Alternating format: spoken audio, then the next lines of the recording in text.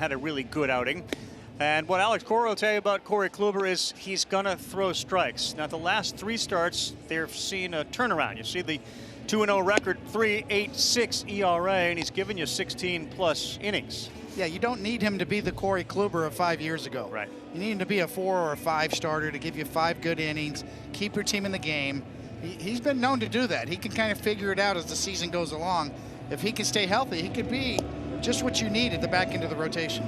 You know, the defense behind him is an interesting cast of names tonight. Shortstop Kike Hernandez got a little hamstring issue, so he's not playing. Pablo Reyes, they just literally acquired the other day from the Oakland A's, and he's going to be at shortstop, and Manuel Valdez is going to be playing second base. So not the traditional defense that you would have thought. Trevor Story is getting healthy, and more reason that the Red Sox are encouraged when he comes back. Duran has established himself in center. Verdugo's been a star. Yeah, and you're going to see a little bit more of Reyes, especially against left-handed pitching moving forward. But right now what they're looking for is give me some defense. Forget about the offense right now. We need guys to be able to get outs and make sure that we can at least hold it until Story does come back, until Hernandez gets healthy as well. So the St. Louis Cardinals are attempting to sweep this series. It's been a wild series. The Red Sox have led both games into the 9th inning. The Cardinals came back and won. And Lars Nootbaar will be the first in the box. As you see, he and his mom Kumi when he was just a little boy. And you should hear the way Lars talks about his mom. It is incredible, it's intense, it's passionate, and it is perfect. So we're ready for baseball on a Sunday night. Corey Kluber against Lars Nootbaar. Right, the first pitch, bottom of the zone. Carapasa says that's a strike. 0-1.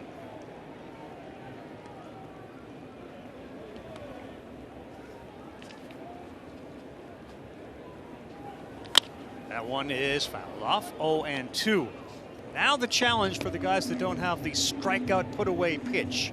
How do you get that out when you have 2 strikes? Well, everything Kluber throws now moves. It's either right to left or left to right. It's mainly sinkers and cutters, but he still has that good curveball. Kind of the godfather of the sweeper that everybody talks about nowadays. The 0-2 pitch. And that one misses down. That'll be the challenge off a game in which you saw Sale punch out double digits. He went 8 innings. Be a little difference in the defense on its feet with Yoshida in left, Duran in center, Verdugo in right, and that's way inside. Now we're even at 2-2. This is what Lars Nootbaar does really well. Take a lot of pitches, get on base, has a very good eye at the plate, very patient and disciplined. So patient, the lowest chase rate among left-handed hitters this season, and Kluber pulls that. So right to your point, Carl, from 0-2 to 3-2. Yeah. And that's the challenge for Corey Kluber, to find something either to get put to be able to have hitters put it in play with weak contact, or a swing and a miss pitch. 3-2. This one sent towards left. Yoshida is not going to be able to get there. It bounces off the track, off the wall. And after getting ahead 0-2, Kluber goes full, and Lars Nootbaar delivers a double to lead things off. Those aren't boos, those are newts right there. As Lars takes 6 pitches to be able to drive it the other way patiently. Ball running away, stays up in the zone, him stays through it, and as soon as he hits it, he's thinking 2 right out of the box.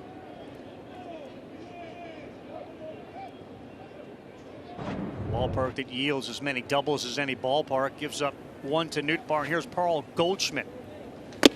That first pitch at 90 rides high and in, 1-0.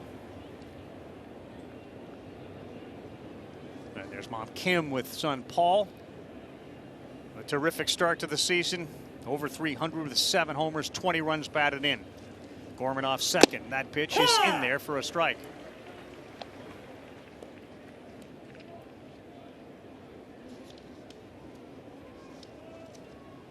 Casas is way off the line at first, and you can see the second baseman, Valdez, virtually behind the bag. Now he retreats, and Goldschmidt, a little blooper. Casas won't get there.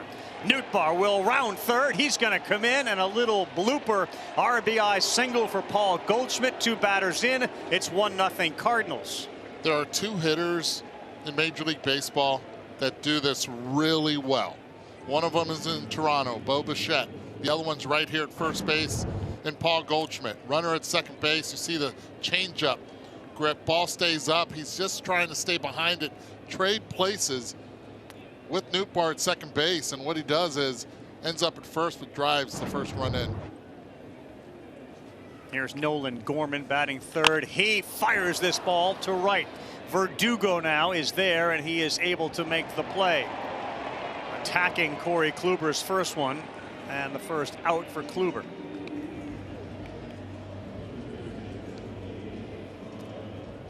And the importance of this guy can't be overstated for the Cardinals. Nolan Arenado, back-to-back games for the home run guys, 4 for 5 on Friday night. And there's Millie. Eduardo knows Millie very well. Look at Millie. Happy Mother's Day, Millie. So Arenado and Fenway Park, a good combination. The third baseman in there for a strike from Kluber. He threw him a curveball at 80 miles an hour. Goldschmidt's RBI was his 21st. Arenado's got 5 homers and 22. Swing and a miss on a good cutter that time from Kluber that ended up way outside the zone. Look at the numbers in his last 7 at Fenway Park in the upper left, hitting almost 380.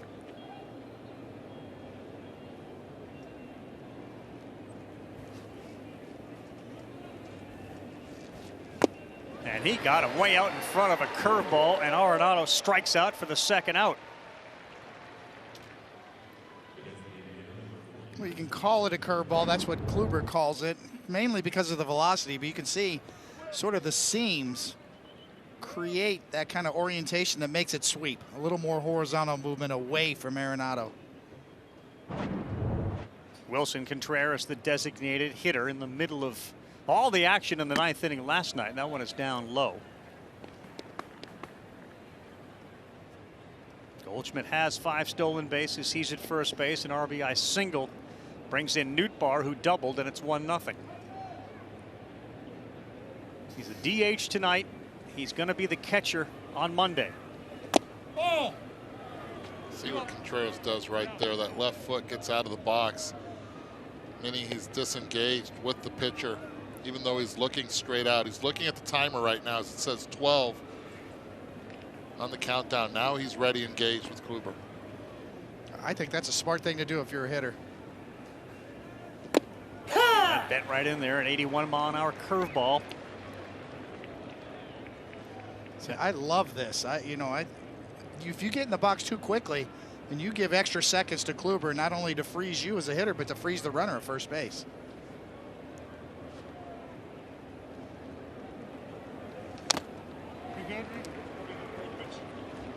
And that's what Contreras did in the 9th inning last night. He stood there with that left foot outside the box. Kenley Jansen would then go into his motion, and the hitter Contreras was not engaged because he wasn't in the box. He may have been looking at him, his hands may have been up, but his foot was outside the box. And here's the 2-2 to Wilson Contreras, and he fouls that off. You know, the natural order of things has been shaken up because of pitch com and the pitch clock. You know, it used to be that the hitter or that the pitcher would have to wait for the hitter to get in the box because the catcher wouldn't give the signs because he's worried about a hitter peeking back and stealing the signs. So that created a natural order of things.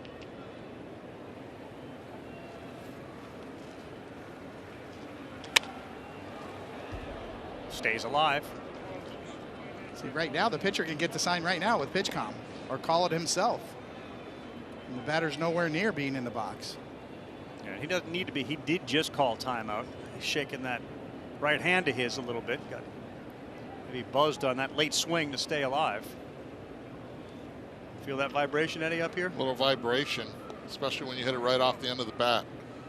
People think it's when you get jammed that it hurts the most. It's actually off the end of the bat.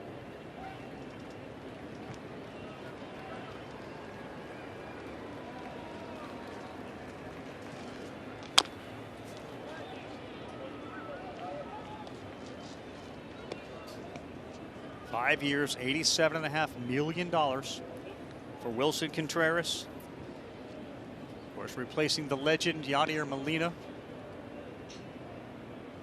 People sometimes forget that last year Kisner played a lot behind the plate. misses badly. Well, for the Cardinals to get where they want to go, they need Contreras back catching again, because he brings all of his offense on the surplus side when he's playing catcher, not when he's DH. His offense profile is much higher as a catcher.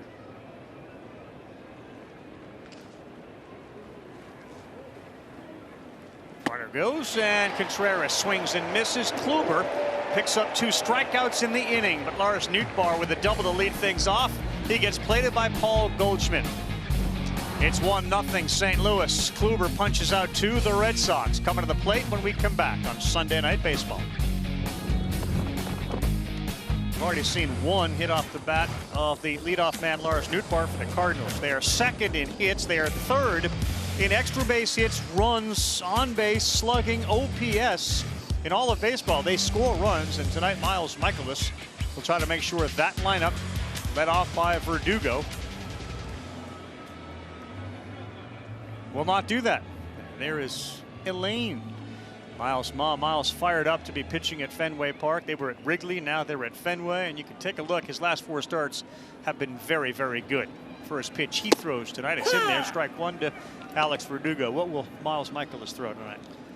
Well, I was just looking at him. It looks like, you know, if you could plug in any decade, he looks like he could have pitched, you know, 1920s, 30s with that look. Just misses. K-Zone liked it. Vic did not. And Andrew Kisner, catching for the Cardinals, told me that Mikolas throws so many pitches that the PitchCom device almost can't cover him, all the different options. Verdugo fouls off the changeup at 88.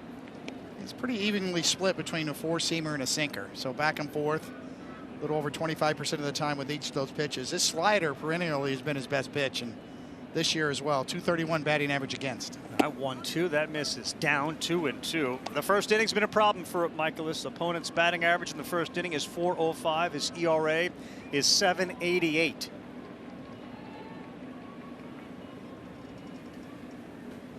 Two to Verdugo, and this one into the gap, and that one is going to get down and go to the wall. Verdugo hustling into second. Carlson's throw, not in time. Alex Verdugo leads off the game the same way Nootbaar did, the 92nd double for the Red Sox as a team. And leading off not only for the Boston Red Sox, but also in the meeting, it's if you want to hit the ball in the air against Miles Mikolas, you have to allow the ball to get deep and hit it the opposite field. And that's exactly what Alex Verdugo did right there. Mikolas, depending a lot on the ground ball, does not get it when you go opposite field on him. And here comes Sataka Yoshida. First pitch is down, and no advancement from Verdugo. Yoshida, the left fielder, over 306 homers, 24 runs batted in. Somewhat of a controversial signing, but look at the 141 OPS plus. Other teams were skeptical about the money that the Red Sox invested in Yoshida as he steps out of the way of that. How do you think he's fared so far, Eddie? Love it. So far, he's been able to handle the fastball. That was going to be the big question. Can he handle the _1 here at Major League Baseball consistently? And he has. And that's answered a lot of questions for the Red Sox. 2-0. Called strike, top of the zone. Looked like K-Zone was going to call it a ball if it had a voice, but it's above the zone. Oh, maybe not. Scratching the surface. Just a little sliver, a little rug burn at the top. 2-1. Fouled at the plate. Mikolas battles back. Can one call that the buffer zone? That's definitely in the buffer zone. So we'll see if Mikolas, who has struggled again in the first, can get through this, or Alex Cora's team can come back and at least tie it, or perhaps grab a lead.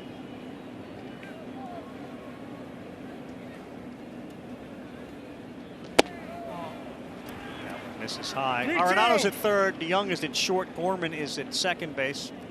Goldschmidt's at first. In the outfield, Donovan's in left. Dylan Carlson, Lars Nootbaar, and Andrew Kisner behind the plate. Cardinals have won 5 of 6. And Yoshida on the ground, and that's fielded by Gorman. Down the third goes Verdugo. Yoshida moves the man up. Productive out right there by Yoshida, who early in the season was hitting a lot of ground balls. That one is exactly what Alex Cora and the Boston Red Sox wanted. Gets high fives as soon as he gets in. Yeah, it's no longer velocity that bothers some of the Japanese players that come over. I mean, there's some hard throwers in Japan nowadays. Betsy and her son Justin, Justin Turner, swings at the first one, fouls it straight back.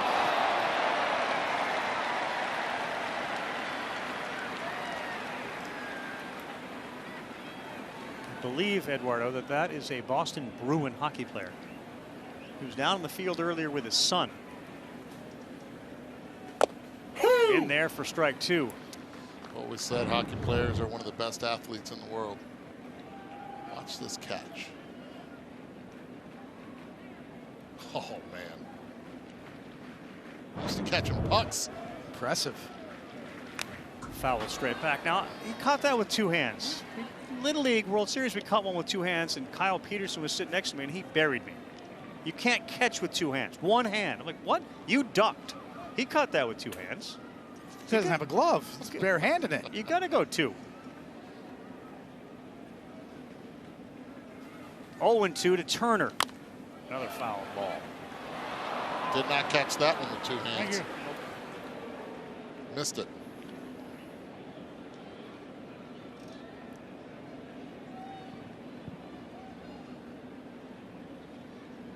Like it getting ready for the College World Series. You've got a little dig in there on Kyle. I like it. College, Little League, all the World Series. Here's Michaelis's next one, and Turner. It's not deep enough, or is it? Nootbaar has it. Verdugo will fake. And a really good throw from Lars Nootbaar out there in right field. Keeps the runner at third base. About Lars Nootbaar already in the first inning, showing discipline at the plate. Opposite field double, scoring a run and getting behind this one and throwing a 1-bounce strike to home. Beautifully done. And here comes the guy that is at the top of the American League leaderboard for home runs. He's got 11, Rafael Devers. He swings at the first one and fouls it back. 94 mile an hour 4-seamer. And this being the 3rd game against the Boston Red Sox already, the Cardinals have tried to pound that fastball in on Devers. They go soft away, hard in the entire time. Well, Devers hits this one hard. Nootbaar can't get there, and Devers delivers a run batted in, his 37th of the season. A single plates for Verdugo, and Michaelis cannot get through the first without giving up a run. It's 1-1. Coney, great players make adjustments, and if you continue to try to pound in, exactly like we saw right here, he's able to bring his hands and get that base hit and drive in the run with 2 outs. Michaelis has been really good at avoiding barrels for the majority of his career, but this year that barrel rate is up, and already a couple in this first inning against him. First pitch to Jaron Duran is in there for a strike. Go back over the construct of the inning, the double, and the Yoshida at bat that allowed Verdugo to get to third. You know, set up that run. Not sure if from second base you're scoring on Nootbaar. Throws 92 miles an hour was that throw he threw home. So that's a valuable at bat by Yoshida, and that's in there for a strike. 0-2 to Duran. Terrific start for Dina's son, Jaron Duran. Over 350 as an average, 2 homers, 16 runs batted in. And he has completely changed his batting stance thanks to a few lessons with Dustin Pedroia during spring training. He's been doing some arm curls too. Pedroia taught him that too. Yeah. And this is outside. Well, keep an eye on your left. 2022, hands down low. Hard to get that barrel through the zone consistently, but now the barrel is flat, able to get that bat through the zone and keep it there. You good? Okay. Sooner, and now you're able to hit the ball out in front, get some lift, and not be rushed to get the bat head in the contact zone. Yeah, and get on base to use those wheels, because he's an athlete. Remember, Adam Duvall had such a great start for the season for the Red Sox. They didn't know who was going to play center field. Duran has been incredible. Duvall had 4 homers. Player of the month start the season. Lost him, and Duran has really stepped up.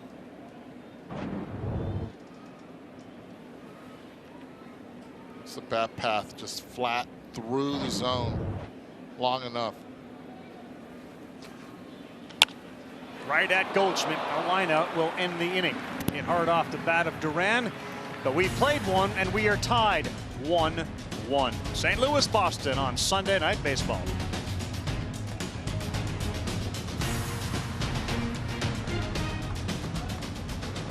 Will he re-sign with the Bruins becomes the big question, but he was out there with his family, his son. They were walking around pregame, and I think somebody suggested maybe they go run the bases, and he said, I don't think they let him skate on the ice before a game. We're not going to let him run the bases.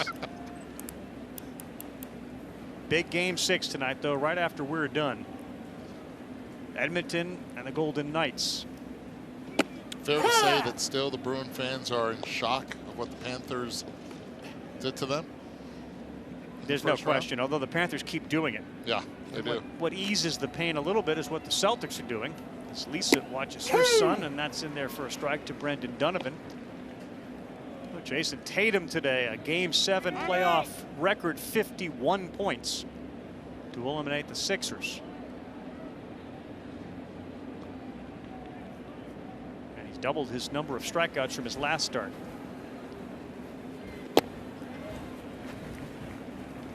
You pitch for a long time. I mean, when you realize, you know, that strikeout pitch, the put away pitch, how did you manage that, Coney? To save it in your hip pocket when you get 2 strikes. Ooh, gets the call, and how about the start? Corey Kluber, that's 3 in a row. Well, right then and there, Brendan Donovan does not think that this was even in the buffer zone. 82 miles per hour changeup, just staying away, running away. Vic Carapazza thought differently. I used to get that pitch From Richie Garcia? all the time. That one misses down. Buster, you got a story about Carapazza and Richie Garcia as you take a look at Andrea out there fishing with Paul DeJong. Yeah, I was visiting with the umpires before the game, and Carapazza is the son-in-law of Rich Garcia, and he told me a story about how his mother-in-law Cheryl Garcia called home one day, or called Rich one day, and was talking about some kind of event going on at home. Right. Inside. And what happened was Rich said, well, honey, you know what? I have home plate tonight. And Cheryl Garcia, with a lot of colorful language, said, I have home plate every night. Happy Mother's Day. That's a great story. There's Carapazza behind home plate tonight. Mother-in-law. I get home plate every night. That is right. 3-1.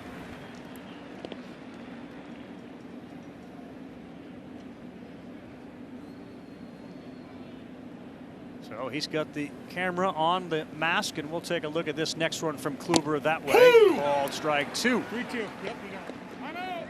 And time called by DeJong, the shortstop. How about this? So far, 10 pitches in this inning. Cardinal hitters have yet to swing the bat.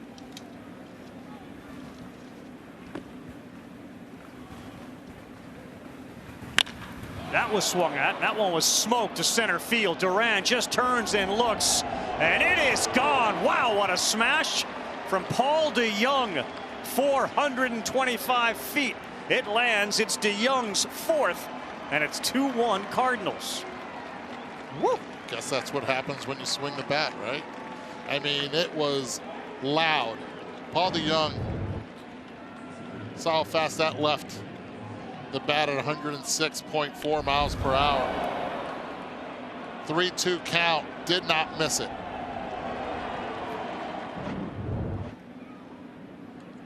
A smash from DeJong. Now Carlson. He looks at strike 1. It's been a problem for Kluber. The number just showed you there. He's given up a homer in every game, Coney. Yeah, and they're finding the barrel of the bat. Really, that both pitchers are similar in that regard from their history. Both of them very adept at avoiding the barrels of the bat. This year, both of them have spiked in that regard. We judge hitters by getting the ball in the air more, off the ground, by their exit velocity. Same thing with pitchers.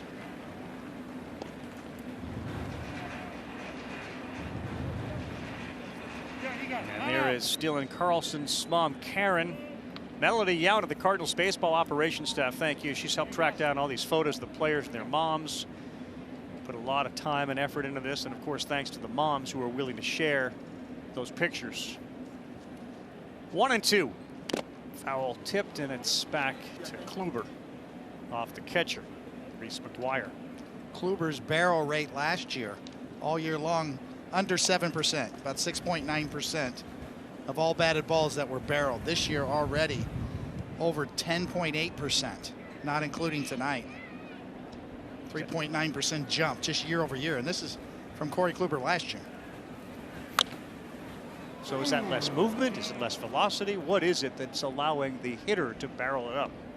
I think that's part of it. I think it's just you're relying more on contact, less on the swing and miss. Your sequencing of pitches has to be spot on and save those swing and miss pitches for when you do get 2 strikes. Came inside, and Carlson spoiled that.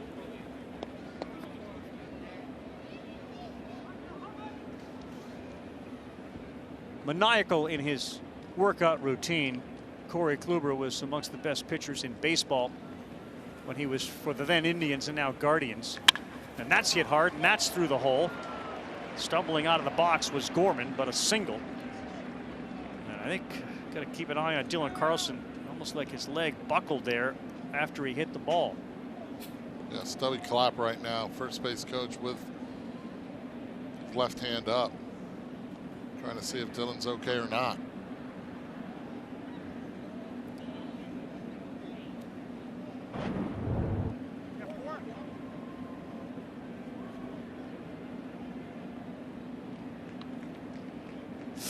Right there, left ankle.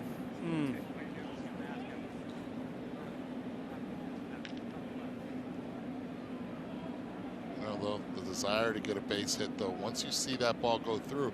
I was surprised that Tristan Casas did not go to his right to try to get that ball.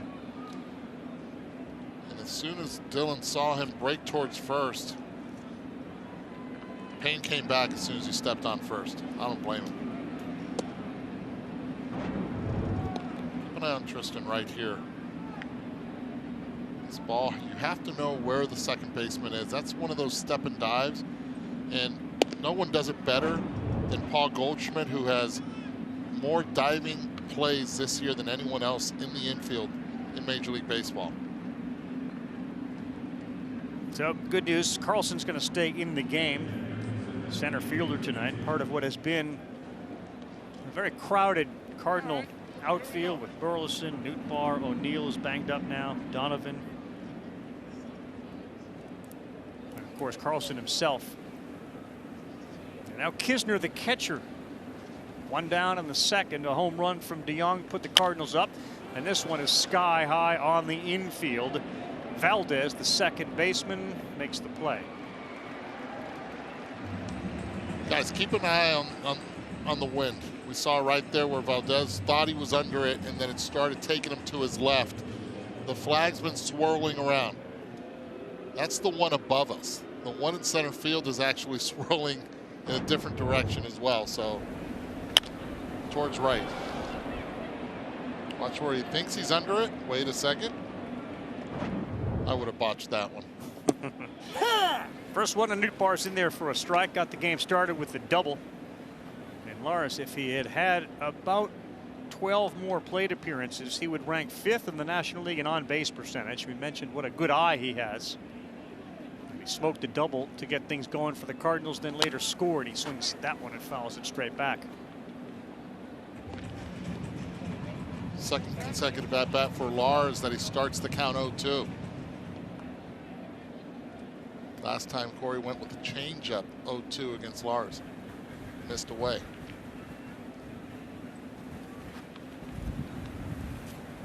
Oh, 2 rips another one to left. Yoshida back, still back there at the track. He makes the play. Taka Yoshida. That one was catchable. This one was not. No, that's what you call barreling a baseball. And a little gift on a Sunday night.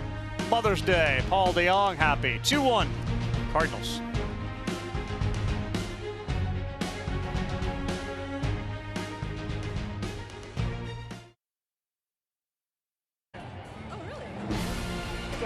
Sunday Night Baseball on ESPN, presented by Casamigos Tequila, brought to you by those who drink it. I'm here in Boston celebrating a Celtics Game 7 victory to advance to the Eastern Conference Finals against the Miami Heat. Now we are underway, bottom of the second inning. Michaelis, Tristan Casas swings and misses at the first one. It'll be Casas, Valdez, Reese McGuire. 6-7-8 for Boston. Michaelis off speed pitch, curveball that misses to even it up. 1 ball, 1 strike. Casas is going to join us with a microphone. Fascinating and interesting guy who has got huge power. He and Duran, along with Yoshida, start give Chaim Bloom, who I had a chance to talk with before the game, a lot of optimism. I know you said on Baseball Tonight you're buying the Sox start. I think they're just what you said. They're getting production. On the ground, and it's Scorman. Kind of an easy one, and Casas is retired. They're getting that production from guys they really need to get it from. Nothing energizes an organization more than young players coming up and giving you a lift. There's Chaim Bloom. He's the guy that put this whole thing together. You talked about some of the things like the Mookie Betts deal and how, you know, if you really rationalize it, you're never going to win a deal in which you trade Mookie Betts. But Verdugo has certainly been good. Connor Wong has had a good start to the season behind the plate. Really good defensively. I think yes, among at or near the top as far as the defensive metrics go for Connor Wong, and on the back end of the Mookie Betts trade. Emmanuel Valdez had his family, including Christina, in the stands on Friday when he blasted his home run here for the Red Sox. A huge celebration, and this guy's got a lot of power in his bat too. Playing second base tonight. He will not get cheated when he swings. That's what they're going to try to do, right? Get him to swing, chase the pitch out of the zone and up. It's the first thing you look at the young players. Will they be disciplined enough to stay in the zone? 3-1. And he opened a lot of eyes in spring training. 7 RBI in his last 10. 4. Leadoff walk, I should say, a second hitter walk to Valdez. So 1 down, Casas with the ground ball, and here's Reese McGuire followed by Pablo Reyes. Valdez 3 stolen bases. Keep an eye on him.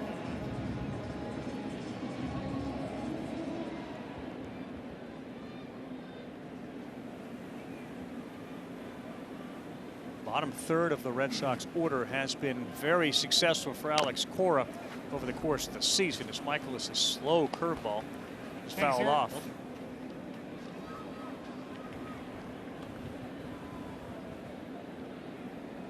Robinson, Reese. So the 7, 8, 9 hitters for the Red Sox this season, you see top 2 in all those statistical categories. Runner doesn't go, and that pitch is inside. The hitter, Bud Devers, has seen at least 5 pitches. Bottom of the first for the Red Sox. We'll see if they stay patient against Michaelis. Yeah, that's what they do offensively, especially in this ballpark. 1-1 to McGuire, and that one is lifted to left center field. That'll be where Donovan is in as he makes the play. Part of the conversation, and you know this, having faced them, having covered the Yankees for yes against the Red Sox, Chaim Bloom said that this team is now bought into the one thing that you always knew about the Red Sox offensively: they'll grind every at bat. This team has taken on that mentality a little bit. And that's why we saw the bottom of the order. It's a circular lineup now, and there's no breaks for any opposing pitcher. This is Pablo Reyes, who's playing shortstop tonight. Oh! I still say, and we don't know from talking to Alex Cora, when Trevor Story is going to be ready, but when he is, he will slide right into that shortstop position, and that will solidify everything in the infield for the Red Sox. Michaelis misses here.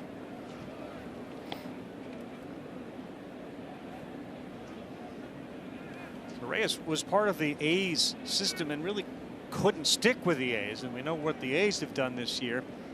There's a couple of guys associated with the Red Sox who had seen him play. In fact, I think it was Joey Cora who had him at AA Altoona. So puts a little bug in Alex's ear. Versatile player, can swing the bat. Worth a try.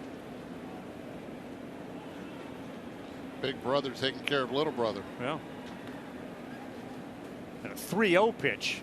It's in there for a strike at the top of the zone.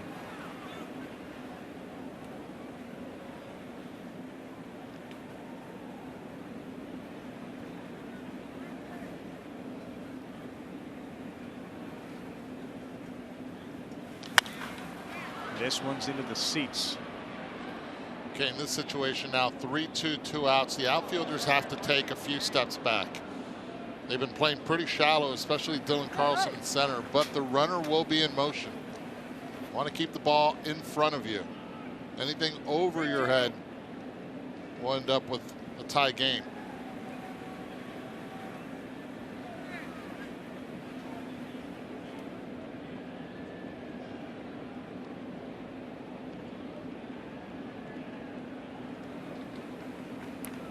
Reminder of the rules: you get the 2 disengagements, and then you throw over or step off a 3rd time. You have to get the runner, and the runner goes here. That's fouled off at the plate.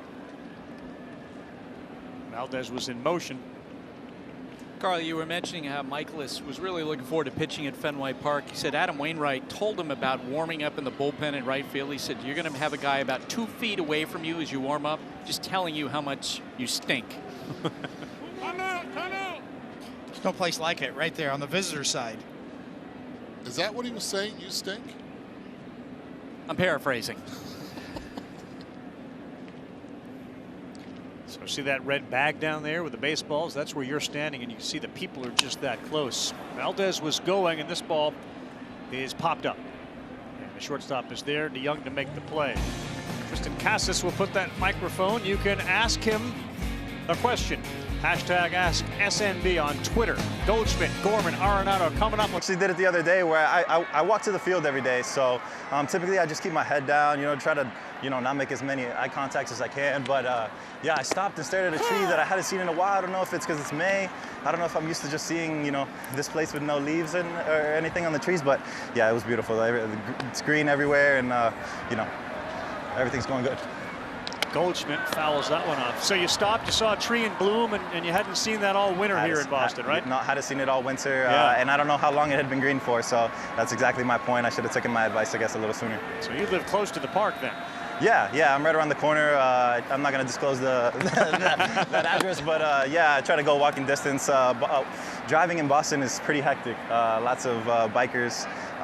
Roads are old, tight buildings, so Yeah. I try to just walk or Uber everywhere.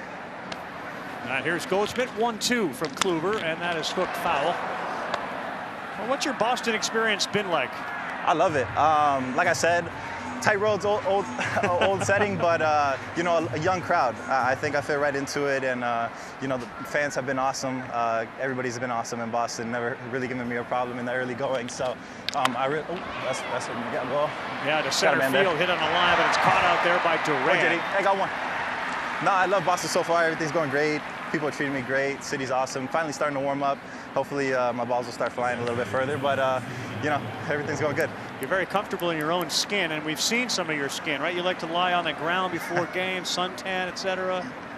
Yeah, I mean, there's a process behind everything. I got a good reasoning for everything that I do, and part of the getting the sun, grounding. I don't drink caffeine, I don't drink energy drinks, but I think there's a certain amount of energy that the earth emits that you can absorb from the sun. So just trying to use my natural resources as much as I can to create energy for myself is my MO. Does that work for the moon too? Because I don't see the sun. I see the moon more than I see the sun. Well, I mean, the sun is only bright because of the reflection of the sun. So I guess you can say that you are getting a little vitamin D off the moon. 3-0 to Gorman. We had Alex Cora on. I know your mom passed away when you were young. What does Mother's Day mean to you and your brother? Yeah, what happened was unfortunate to me, but I have so many mother figures in my life. Whether they have my last name or whether they don't, I've had so much support from everybody, around in and around my circle. Yes. That I don't even feel like I missed out on anything. I know she's watching me every day. I know she's, smiling, proud of me. But yeah, for the most part, I think, I've been all right. What's up, Nolan? How we doing, baby? Good, man. You? I thought you were going to start interviewing him. You know, Nolan's my guy. I've known Nolan forever. We grew up playing in the summer circuits together and stuff. A couple USA teams won a gold medal with this guy, so I've seen him grow up, and you know, I idolize him a little bit, honestly, with his swing and the way he goes about his stuff. So, you know, he's definitely a guy that I look at whenever I want to, you know, get out of my slumps. He just asked if I'm talking to myself. Up the middle, fielded, flipped, no play. Got him. And got him. Wow, what a play. Called out on a ball that bounced to the shortstop, Pablo Reyes. And the Cardinals may, if they have a hand up in the dugout, want to take a look at it. Well, they have 15 seconds to decide What, Pablito? if they are or not, and it's made a difference, and they decided not Whoa, to. what a play. He held that bag with that foot. How about the bounce pass? Excellent play right there. From one great Nolan to another. So I'm standing next to right here. What's up, Pablo? How you doing? Good. It's amazing, isn't it? Reyes and Valdez, you talked about the infield defense up the middle, and they make an unbelievable play. 2 down, and that first pitch. What's it like to stand next to a guy like Arenado? Man, I already made my peace with him the other day. I let him know how much of an inspiration he was to me. But I mean, 10 Gold Gloves speaks for himself. I mean, speaks for himself. I mean, he's a top 10 MVP vote finisher every year. So, you know, I'm getting nervous right now, just trying to talk to him, try next to him. You know, so. It's definitely special. Sharing the field with him and Paul and Wilson and all these guys. It's awesome. Ask him if you can have his jersey after the game. In all seriousness or joking around? What do you think? No, you think he'll ask actually him. give it to me? All right, let me ask him. One time. Hey, so what's going on with this jersey? You gonna let me have it after the game or what? What? You gonna let me have the jersey swap after the game? Yeah, you can take it. I can't hit in this thing. You can take it. I can't hit in this thing. You hear that? He likes hitting against us, I guess. So I guess he'll keep that one wherever he goes. Yeah, or here. He likes this I Fenway know, that's what Park I'm thing. saying. He likes hitting against us. 1-2, runner goes. The throw down. Safe. Guy just does it all, man. I guess he didn't like talking to you that he took off. I know. He got a little nervous that I asked him for his jersey, I guess. I don't know. I'll have to talk about him later. Only a second stolen base for Arenado. Great timing, though, when you think about it, with 2 outs and 2 strikes. Now he's in scoring position. And we've seen the Cardinals do this a lot. They did it against Kenley Jansen in the previous 2 series, and there, you're right. Perfect time to be able to do it.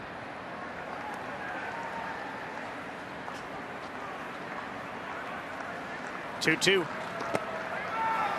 Inside. So you mentioned Arenado loves it at Fenway. What do you think about Fenway and the monster? I haven't played much pepper with it yet. I'm going to try to get back on that routine, but I mean, the atmosphere is awesome. I know we don't have a huge stadium where we can pack it out with 50,000, but I mean, we get packed every night, and it feels like almost like we got 50, 60, even though it's just a smaller crowd. But the fans are in it every single pitch. They always support us, whether we're doing well, doing bad. In the early going, we're doing pretty well here. So I'm glad to hear that everybody's coming to the field and stuff. So I think this is going to be a nice place to play for me for a really long time. And getting familiar with that monster is going to be on my agenda for a lot of years to come. Tristan Casas or Casas. So you said it's either way you can pronounce the last name. Yeah, either way. I don't get too picky with it. Casas, I've heard it all different ways. I joke around with Commissioner Manfred. I saw him in spring training actually, and he actually found a way to put an H in there, said Cassius. So I've heard it all. Don't worry about Casas or Casas. Have you embraced the New England clam chowder or Sweet Caroline the music more? That's a fan question. I definitely Sweet Caroline. Sometimes I come up in the bottom of the 8th. Sometimes I'm just sitting in the dugout, but I can definitely feel the electricity. And even after the song is over, they keep singing it until they get to a certain part. And honestly, I love Sweet Caroline. I love Sweet Caroline, that song. You find yourself humming it on a walk home? Haven't done that. But I definitely hum it when it's going on in the park. Now 1-0 to Donovan, 2 on. That one breaks over the outside corner for a strike. What's up, Wilson?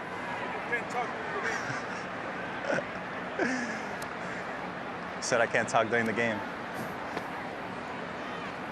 First and second. And a slow roller. Now, Tristan, you being a first baseman, being a left-handed hitter, you talked about the wall. Have you had any conversations with David Ortiz when he went to spring training or when he's come here about the approach? Yeah, a lot of conversation with David. He's one of the best left-handed hitters of all time. Certainly one of the best Red Sox left-handed hitters, and he definitely preaches to me using the whole field. He's seen my stroke. He knows a lot. I have a lot of pull-side power. So that was one of the things that he mentioned to me, was using that monster to my advantage. So I've had a lot of talks with him. Yeah, he said that just let the ball get deep, let it go over the zone, deuces. And just try to play pepper with it. Not try to do too much. It's short. It's closer than it looks. He told me control my effort level. Just use the whole field, and I'll be surprised how many doubles I hit. 2-2 on the way to Brendan Donovan with 2 men on in a 2-1 Cardinal game. Well, good spot. That misses inside. 3-2. Corey Kluber knows that last time he got Donovan out was on a changeup, maybe a couple inches away. 3-2 count. Interesting to see what he goes with here after trying to get one on the inside part. 3-2 pitch. Misses outside. Bases loaded.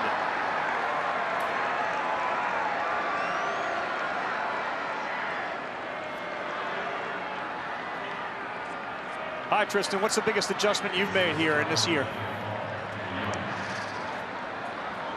I think just understanding that it's normal to play in front of this many people. I think coming up in the minor leagues, obviously people don't come to the games, you know, so going from playing in front of 2, 3 to 30, 40 definitely is a little bit of an adjustment. I don't know if it's the noise, I don't know if it's just the energy in the park, but I think just trying to slow the game down, taking a deep breath in between each pitch, understanding like it's just the same game that I've been playing in the backfields my whole life was the biggest adjustment. You know, everything in between the lines has felt the same, but travel's different, media's different. Nice hotels, man. Oh yeah, the hotels are nice too. That's a nice add. Food's good, but definitely just playing in front of this many people. It's super exciting, and it can sometimes get the best of you if you let it speed it up on you. So that's definitely something that I've been getting preached to a lot. Just trying to slow the game down, but I didn't really know what it meant. I didn't know what anybody meant when they said that, but you know, now getting a couple weeks under my belt, I understand what everybody means by that. Just trying to slow everything down. You know, not trying to look too far out into the crowd, just focus on what's in front of me. All right, we got a 2-1 pitch to DeYoung with the bases loaded. Swing and a miss. 2 balls and 2 strikes. Only the 3rd inning, 2-1 game. Kluber and Michaelis the starters. Cardinals with a chance here. And DeYoung, 3 career grand slams. Already has a homer in this game. He blasted one to straightaway center field. Boy, oh boy. What's up, Brandon? How we doing? Good to be here, buddy. Oh boy. It's like he does not trust where that fastball is going, and he'd rather go with the curveball or the cutter. 2-0 curveball, 2-1, and 2-2 cutter. Pretty good swing at that last one. That had a little too much plate. Now 3 balls, 2 strikes. I'm Clue with it, baby. Here you go. Come across. I'm Valdi. I'm Pablo. This will be the 75th pitch of the game for Corey Kluber. And it's a big one to DeYoung. Yeah. Got him swinging. Tristan Casas, thank you very much, my friend. We appreciate it. Great to get to know you. Thank you, guys. Appreciate it. Kluber leaves the bases loaded, and he was assisted. A terrific play. Bases loaded jam. And he relies heavily on stuff, as you like to say, that spins a lot. Yeah, he saved that curveball for the right spot there. He was not going to give in. It was going to be a perfect pitch or just off, or he'd rather walk at a run than give up a granny. Bottom 3, Verdugo, a 2-hopper to the shortstop, DeYoung, and he throws across to get Alex Verdugo. Led off the game with a double and scored, but retired this time around. Just think about Kluber right now. All the strikeouts except 1. 3 out of the 4 strikeouts have been with the curveball. Now Masataka Yoshida, the left fielder, grounded out to second his first time up. He got 6 home runs, 24 runs batted in. Talked with Alex Cora before the game. He talked about how he idolizes guys like Ken Griffey Jr., Jose Ramirez of the Cleveland Indians. Here's another guy that they really talked to and changed the way he stood at the plate, Eduardo. Yeah, big time. And Masa, who at the beginning of the season was more in a closed stance, hands up, decided to bring him down. Beats that on the ground to the Platinum Glover Arenado across the diamond. 2 ground ball outs. And the change has been really impressive what he's been able to do. March 30th, watch where the hands were with a closed stance. And it was hard for him to get to that point of contact. He was a little late, and he would hit everything on the ground. It seemed like over 60% of the balls on the ground. Brought the hands down, and since then, Masa has become Masa Placata, like Carlos Pena would say, just driving the ball gap to gap. Strike 1 to Justin Turner. Dylan Carlson, who rolled that ankle, is out of the game for the Cardinals. So their outfield alignment now has Alec Burleson in left field, Nootbaar in center, and Donovan's moved over to right. And Justin Turner right here with a similar approach, slightly open stance. And the interesting part for me, Eduardo, is both eyes on the pitcher. Yeah, both eyes on the pitcher. Conversations they did have was, look, remember Ken Griffey Jr. had both eyes on the pitcher.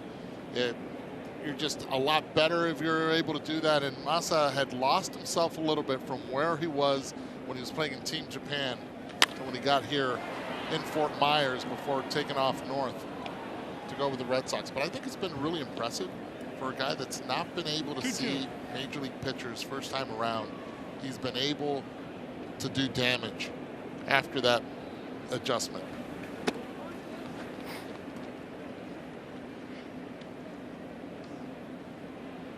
Eddie, the role of the feet for a hitter, we've talked a lot about some of the adjustments hitters have made.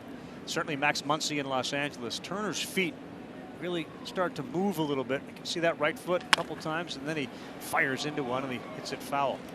Yeah, he anchors that foot down. Talk a lot about those plates that the hitters do use to be able to see how much force they put on the ground. Right there, he just stomps it down, making sure that it's steady to get his timing down to be able to do damage. Another one, Arenado gets it before it hits the ground a second time, and he makes a perfect throw. What do you always say, Eddie? Hit the ground and you got to charge it.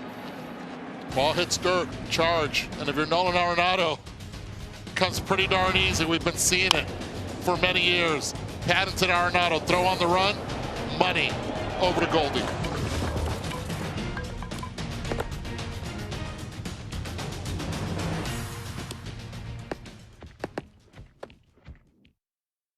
We're back here at Fenway Park. Cardinals manager Oliver Marmol. Dylan Carlson leaves the game. What's your level of concern? Yeah, a little bit of a sprain there. His cleat got caught as he was getting out of the box. It started to stiffen up quite a bit after he went to play defense, so we took him out. We'll take a look after the game, get a better sense of it. It's Mother's Day. Tell me about the role your mom played in your baseball life. Man, 2 things come to mind. The amount of sacrifice that was taking place early in my childhood for me and my brothers to get here to the States, and the opportunities and experiences that we've had throughout the time in order to live out my dream has been pretty incredible. And then my wife, what she does with our 2 little ones, and long bus trips in the minor leagues, a lot of random hotels, but to be able to live this out, a lot of credit to them. Ollie, thanks. Carl, back to you. All right, Buster, how about Alec Burleson? His first time up, lays down a perfect bunt for an infield hit. And he moves to first base. He, of course, came in for the injured Carlson, who Ollie Marmol just referenced. And now Andrew Kisner. You couldn't have done that better against Kluber. Another leadoff man is aboard. And this one on the ground at Devers, that's foul. You know, guys, it has not been easy for Marmol here in year 2. The Cardinals have had all sorts of issues, whether it's their pitching, their inability to strike guys out, their defense, the plethora of outfielders they had, their starting pitching. How do you think he's handled it?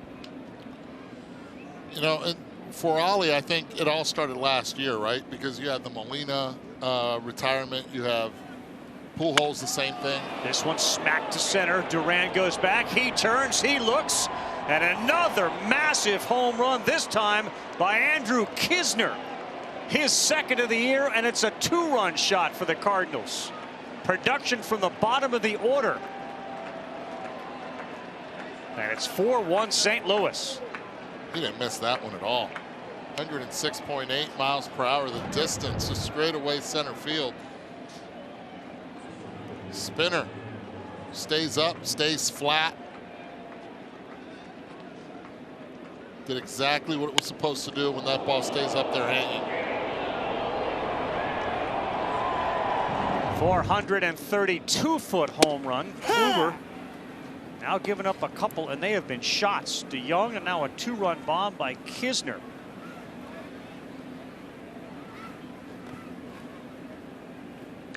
Nootbaar hits that hard. Casas gets the glove down. He'll race to first for the out. Here you go, Reese. He'll want another one, right?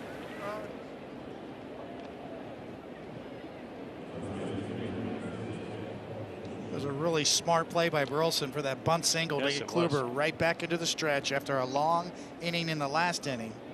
Had to make a big pitch with the bases loaded to get out of that.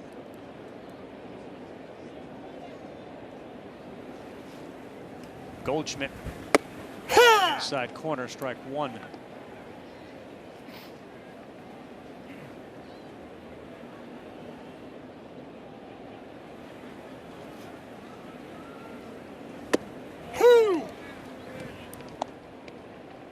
Goldschmidt knocked in the first run of the game in the first inning. And it did go off the bat at around 58 miles an hour. And there's another one to right, hit much harder, and that one is down. And that's not going to be able to be played cleanly enough by Verdugo. Goldschmidt adds a double to the single he had in the first. 98 miles an hour off the bat. Some loud sounds in the ears of Corey Kluber tonight. Watch where this pitch is. Down and away. He doesn't try to do so much with it. Just hit it where it's pitched. And this is one of the big reasons why Paul Goldschmidt has continued to be consistent year after year, using the entire field, not trying to overdo it. And another meeting for Kluber. Last 5 years, Cleveland, Texas, even though it was just for an inning in 2021 with the Yankees, Tampa Bay in 22. And the bullpen remains quiet. Red Sox used to have a guy that pitched here a long time that would fit really nicely in today's game and on this roster, and that's Tim Wakefield. Pitching any role, anytime. Haven't seen a good knuckleballer in a while. Spin rate's not that good. Yes. Lower is better. And Gorman swings at the first one towards the seats, and a fan is going to be able to go home with a baseball tonight. Wakefield was that guy that every year it's, 1-year deal. He'll keep you around and just devoured innings. Pitched for the Red Sox for a long time. Pitch clock wouldn't be a problem. I mean, he got it and threw it. He got it through it. He was a great teammate. Would do anything. Next one to Gorman. That ball is to center field. Shallow. Coming hard is Duran. He'll stop there and make the play. Second out of the inning. The Red Sox are going to have a decision. You saw Paxton come back. Bayo was terrific. Sale looks really good. Nick Pivetta, Corey Kluber. Looks like they're going to have to, I think, make a decision as to which of the odd man out.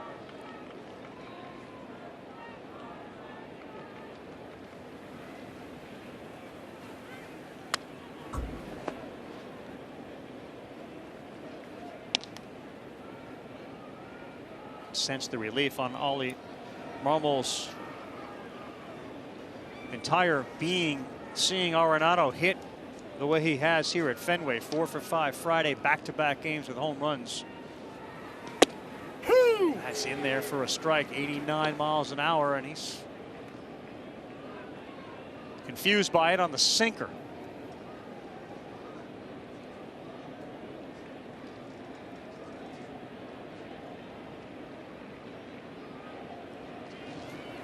And he chases badly there. Arenado strikes out for the second time tonight, but Andrew Kisner, the catcher, blasts off to center field. Cardinals doing damage with the long ball tonight. Really long. And they lead at 4-1 as we head to the bottom of the fourth on Sunday Night Baseball at Fenway Park.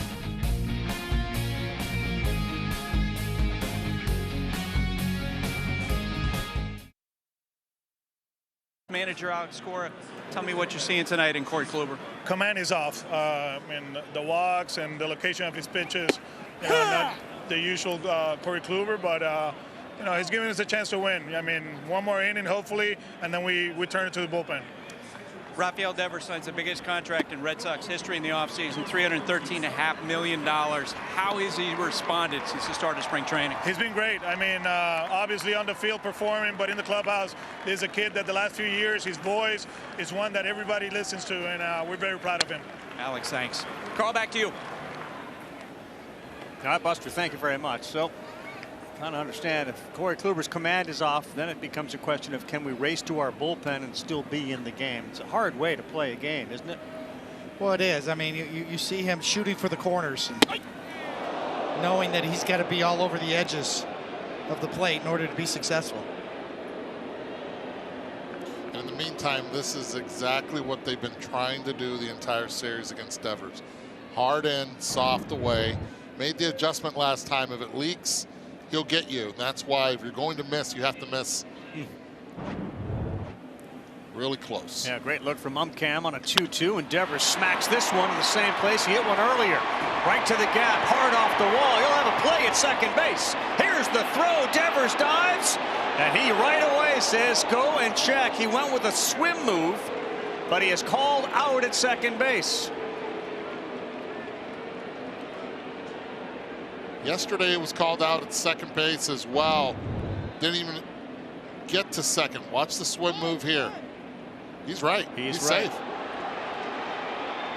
Wow, and they will not. And again, they're not challenging this. They're not challenging this. Teams will tell you because of the time limit that they have to make the declaration, they find themselves forced to almost make a call based on what they see from the bench. Did he hit the glove with his hand on the way by? That's the question. You're right. Did he shave the arm on the way by? No.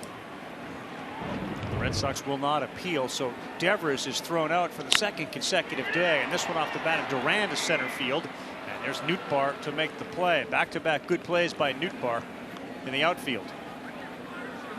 Well, Alex is at the mercy of his replay guys inside. Nothing he can do about that. You have 15 seconds to be able to make the call and appeal. And great play by Lars Nootbaar, who moved over from right field to center.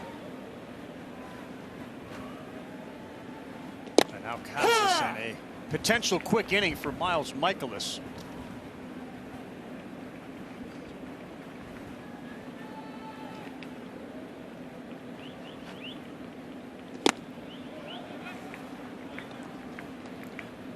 What did he say? He didn't drink coffee or anything, but boy, he sounded amped. That's got that energy, yeah. It's been sunny here the last few days. The Earth's energy. You went with the moon, didn't you? I wanted to trick him, but he was on it. He was I get my energy from the moon.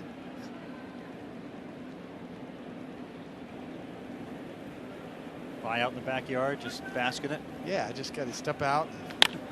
There you go, the other way for Casas. He doesn't get to the wall, and he is aboard with a single.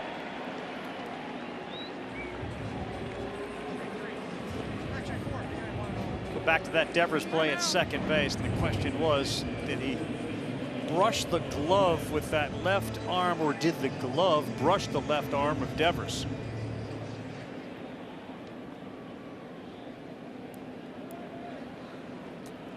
I say no. And you have to also sometimes just trust the player when it comes to how emphatically he was like, this, I am safe. Unless there's experience with a player who's done that before and been wrong about it. Right? Then Yeah. Ball. 2 And also the replay official or person who's reviewing for the Red Sox in that situation also has to assess whether or not he thinks they can actually win the review. Certainly the timing of it as well. Lead off potential double there. You're down by 3 runs. Big swing from Valdez.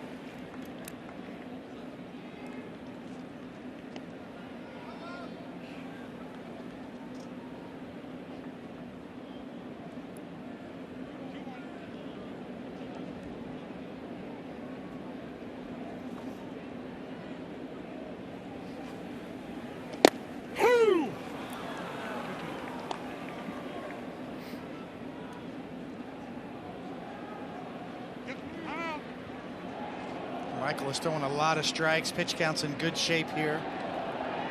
2 outs in the bottom of the 4th. Pitch number 69 on the way.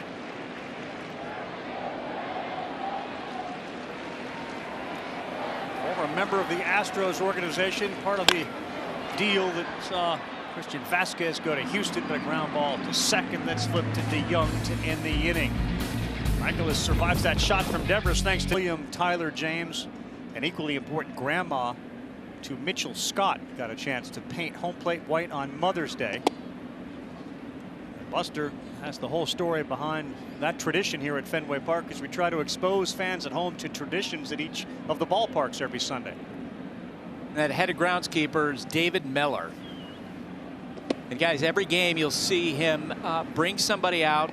They'll paint home plate, or maybe they'll paint the pitching rubber out in the middle of the diamond, or maybe fans will help put in a first base, second base, third base. Pretty cool experience.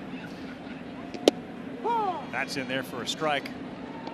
Is that why you think the zone's been a little bigger? White outside the lines? Is that what happened? A little bit wider. On the ground. Reyes. Easy play. To retire Contreras. Well, Kluber has always been known for that wicked slider. They calls it a curveball, but the Kluber breaking ball is still effective. 5 swing and misses tonight.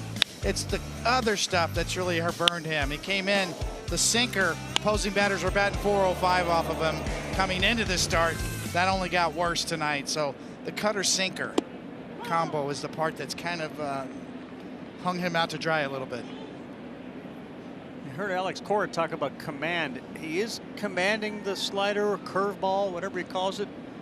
So it's fastball command most important we're talking about tonight? Yes, in particular the sinker. This year, this 2-seamer has really been hammered. Again, ahead 0-2.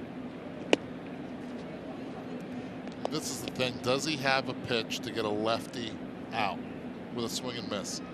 We've seen the curveball be effective against the righties. This is what he does really well, right? He accelerates your swing, your bat path right there, up and in. He's gone with a change-up away after he does that, or tries to backdoor the breaking pitch. Donovan a strikeout and a walk and a 1-2. 2-2. There it is right there. That's the one he really needs, especially with 2 strikes for left-handed batters. And once you get to 2 strikes, you've got the fastball in, the sinker that runs back, or the backdoor slider. You see him shooting for the corners with both tries right there. Just misses with the backdoor, tries to go in with the sinker, and just misses inside there as well. And those are comfortable takes with 2 strikes from Donovan.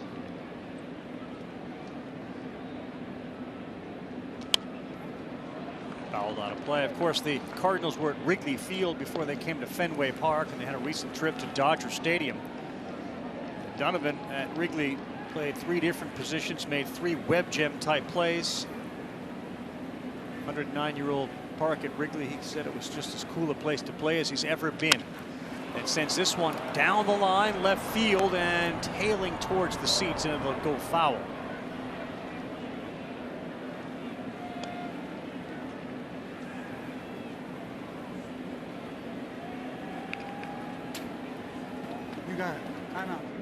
7th round pick out of South Alabama.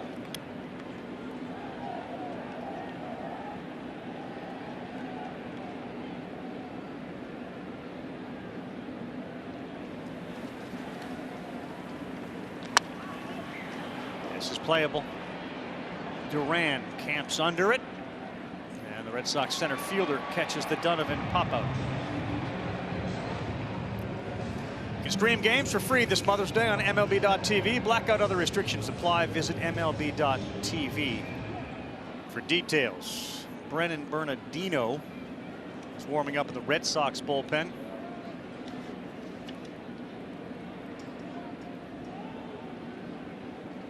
As we get set for the DeYoung at bat. Ha!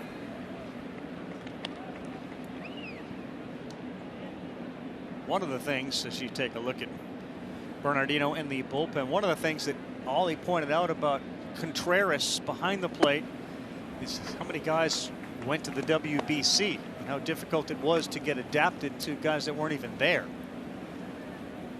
That was a pretty amazing drill down of some of the things that the Cardinals require out of their catchers. This ball smoked to left field. Yoshida is at the wall, and he will use the wall to support himself to make the catch. DeYoung flies out to left, and that'll end the inning. A 1-2-3 inning for Corey Kluber, as Yoshida getting friendly with the friendly confines and the monster.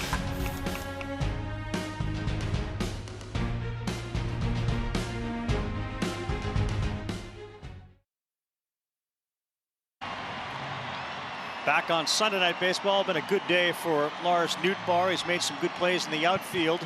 And he also had a chance prior to the game to join Eduardo Perez in our Sunday night booth. Now, today's Mother's Day. Yeah. And you played for Team Japan in the World Baseball Classic because your mother was born in Japan. She's Japanese. How important is she to who you are? Yeah, she's everything to me. There's my mom right there, man. She's everything. She's everything to me, really. I mean, I'm a mama's boy, and she knows that every time I go home. Went home for LA, and you know, she gave me my haircut, and we sat on the couch with each other every time I go home. We're always cuddled next to each other, you know, and that's just the way it is, man. She's my rock. She's my everything. She's my best friend. And is this live right now? This is live right now. Oh my gosh. You get me emotional, man. How's it going? I'm good. How are you? I'm good. I'm good. I don't know why I'm getting emotional right now, man. Thank you for the flower. Special Absolutely. delivery. Thanks for everything. I love you, baby. I love you too. Man, you guys are messing me up, man. That's my best friend. You guys are doing this to me, man. I know. He's a crier. He cries a lot. I only get emotional when I see her. I only get emotional when I see her. That's. I love you, Mom. How emotional? How emotional was it? First of all, happy Mother's Day. How emotional was it for you to be able to see your son wearing a Team Japan uniform at the World Baseball Classic? Very special. But last 2 years or so, he was playing minor or something. I didn't see him on the Mother's Day. And then this morning, somebody was knocking the door, and I asked the door, there's a flower delivery. Oh my gosh! And I opened up, that's from Lars. Like, that's so special. I was so happy. Yeah. I had to do something special for Mom on Mother's Day. She's done so much for me. So, you know that, Mom. But we got the minor league pink bat behind her on the piano there. Yeah, it's not as special as the big league one, but it's a thought that counts. Mm-hmm. Mom, thank you so much. Thank you so much for sharing this time with us. Lars, thank you. Appreciate you. Yeah, I can't believe this. Thank you guys. Love you, Mama. All right. Now go ahead and fast. Sounds good. Sounds good, man. Jeez, you guys got me with that one. Appreciate you, man. Appreciate you. Love you, Mom. Love you. Mom. See ya. And there he is in center. He did hit a fastball, too, for a double and scored a run in the first. And a surprise for Lars prior to the game. And again, thanks to his mom, as the walk is issued to Pablo Reyes. So we started the inning with a Reese McGuire ground out, and then Reyes gets walked. What was it like sitting next to him? Emotional, it really was. I mean, this is a very personable man that happens to be very talented, but when he saw his mom, you could just tell right away just how passionate he is, not only to have her as a mom, but then to be able to represent the country of Japan in the World Baseball Classic in honor of her, as she's always been a major big-time baseball fan. Verdugo up. She was great. She was just like, oh, he cries all the time. I'm out. Big crier. Yes. I got emotional. I almost started crying right with him.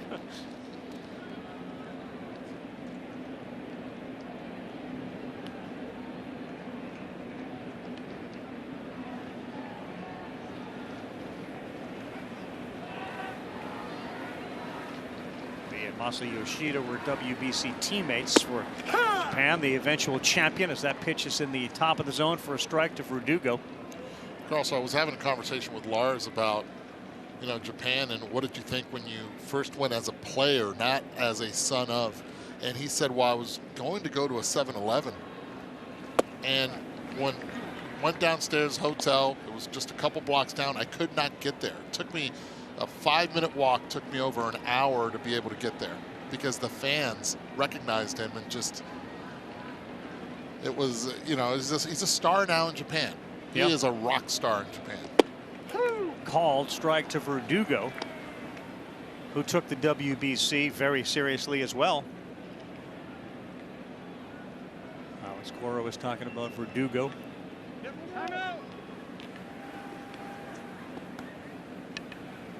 We talk about a guy that's grown up too. Verdugo this season, he's really assumed a leadership role in this team.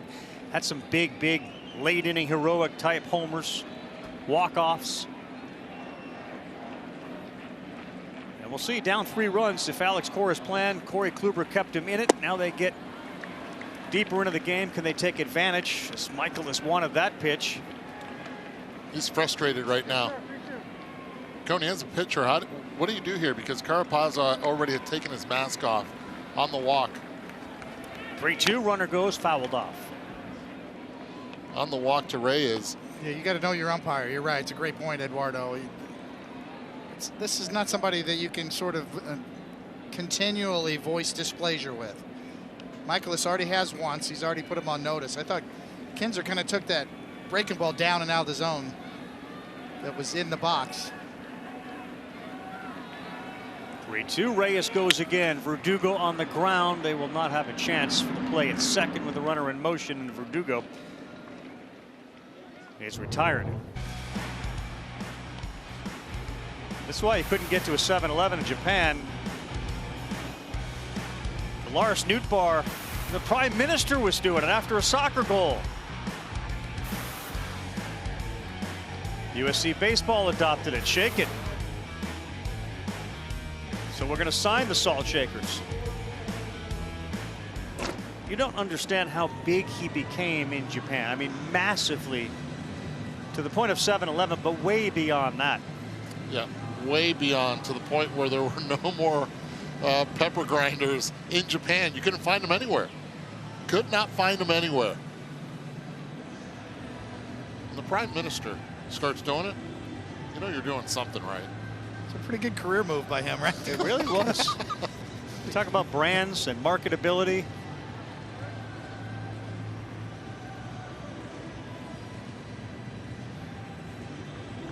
Cabrera now throwing in the Cardinal bullpen. Michaelis has only given up 4 hits and a run. He's not struck anybody out.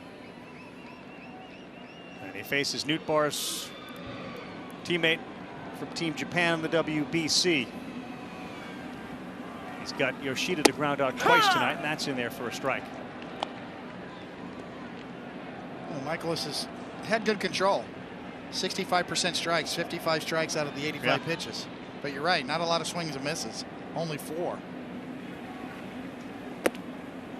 He's pitched Yoshida backwards. He started him off with breaking pitches early on. And then once he gets ahead, he goes to the fastball, the 2-seamer or the 4-seamer. He's induced 2 ground ball outs already from Yoshida. Big number there, 0-1 versus 1-0 for Michaelis. About a 200-point swing, but the third time that Yoshida is going to be retired on a ground ball. Miles Michaelis through 5 innings, just 1 run allowed and 4 hits. It's 4-1 tonight, Baseball Buster only. Eduardo Perez, David Cohn, I'm Carl Ravitch, back in the studios in Bristol. Andy Jacobson producing, Ellen Jacobson at home watching. Mom Ellen, we see you. Happy Mother's Day. And in spite of the 3 people that are up in the booth and Buster, Andy is doing a heck of a job.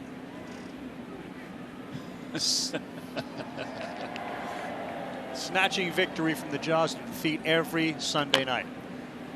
Ground ball foul.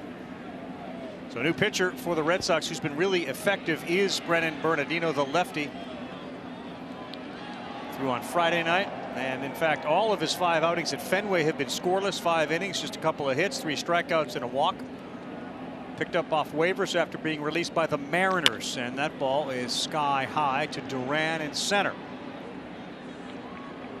And there's 1 down.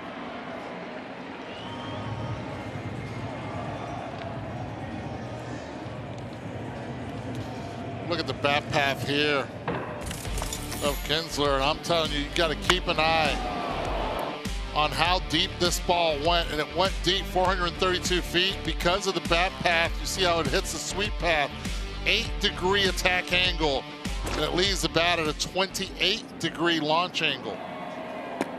A cutter that just stayed up, and he capitalized and jumped all over it. That was StatCast powered by Google Cloud. Kisner hit a blast. So did Paul DeYoung in this game. A couple of homers for the Cardinals. Look out. Hard one up the middle, and Valdez couldn't even dive for it. And another hard hit ball by Andrew Kisner. His second hit of the night, and follows up that homer with a single. Kisner continued to stay up the middle. Why not?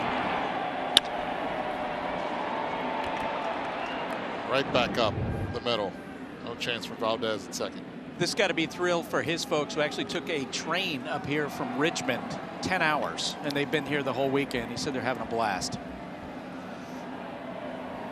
Here's Nootbaar, and that one's outside. You know, with Kisner at first, Buster, maybe a little dive into the Contreras stuff. The fact that he's going to catch tomorrow, it was a controversial move. I think the Cardinals acknowledged when they came out and said that he's not going to catch for a while.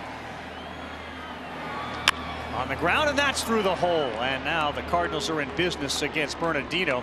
Back-to-back singles, Kisner and Nootbaar. How did St. Louis respond to that Contreras news? Yeah, I don't think you can find a lot of straight lines in the handling of it. You know, from the initial news surprising everybody, almost unprecedented to see a player signed a 5-year contract, essentially be demoted off that position 5 weeks into his tenure. Initially, we hear he's going to be an outfielder DH, and then the Cardinals the next day said no, he's just going to be a DH. And now we hear he's coming back to catch. The question is, you know, why is this happening? Is it because Contreras' defensive efficiencies? It has dominated talk radio in St. Louis. Here's Goldschmidt, and Nootbaar, his second hit, and a rare one. Bernardino has been terrific against lefties. They had been 1 for 17. With 7 strikeouts, so Nootbaar continues a real good night. A chance for Goldie to blow it open. And that one rolls foul, and it's going to be touched by Bernardino. What do you make of that? I guess Yadier Molina has left the building, right? Yeah. Like, to start right there, I mean, was the entire pitching staff that reliant on Yadier to call the game constantly? Do they not have pitch comms? Can they not call their own games? Have they kind of fallen into that rut of Yadi just led us the whole time? Now we're sort of, you know, in withdrawal, and we're looking at Contreras about which fingers he's putting down. I think there's more to it than just Yadier Molina. Yadier Molina is a big part of it, right? So many years consistency, even though last year he just caught 70 games. You have to look at the Cardinal way of doing things in preparation for games. You also have to look at, they have a new pitching coach. Mike Maddox was here from 18 till last year, and their ERA was a respectable under 4. But most importantly, it's you're learning an entire new system, and he sacrificed being in St. Louis, being in spring training instead of playing for Venezuela. 2-2 to Goldschmidt, 92 after a nasty curveball. He gets him with a sinker.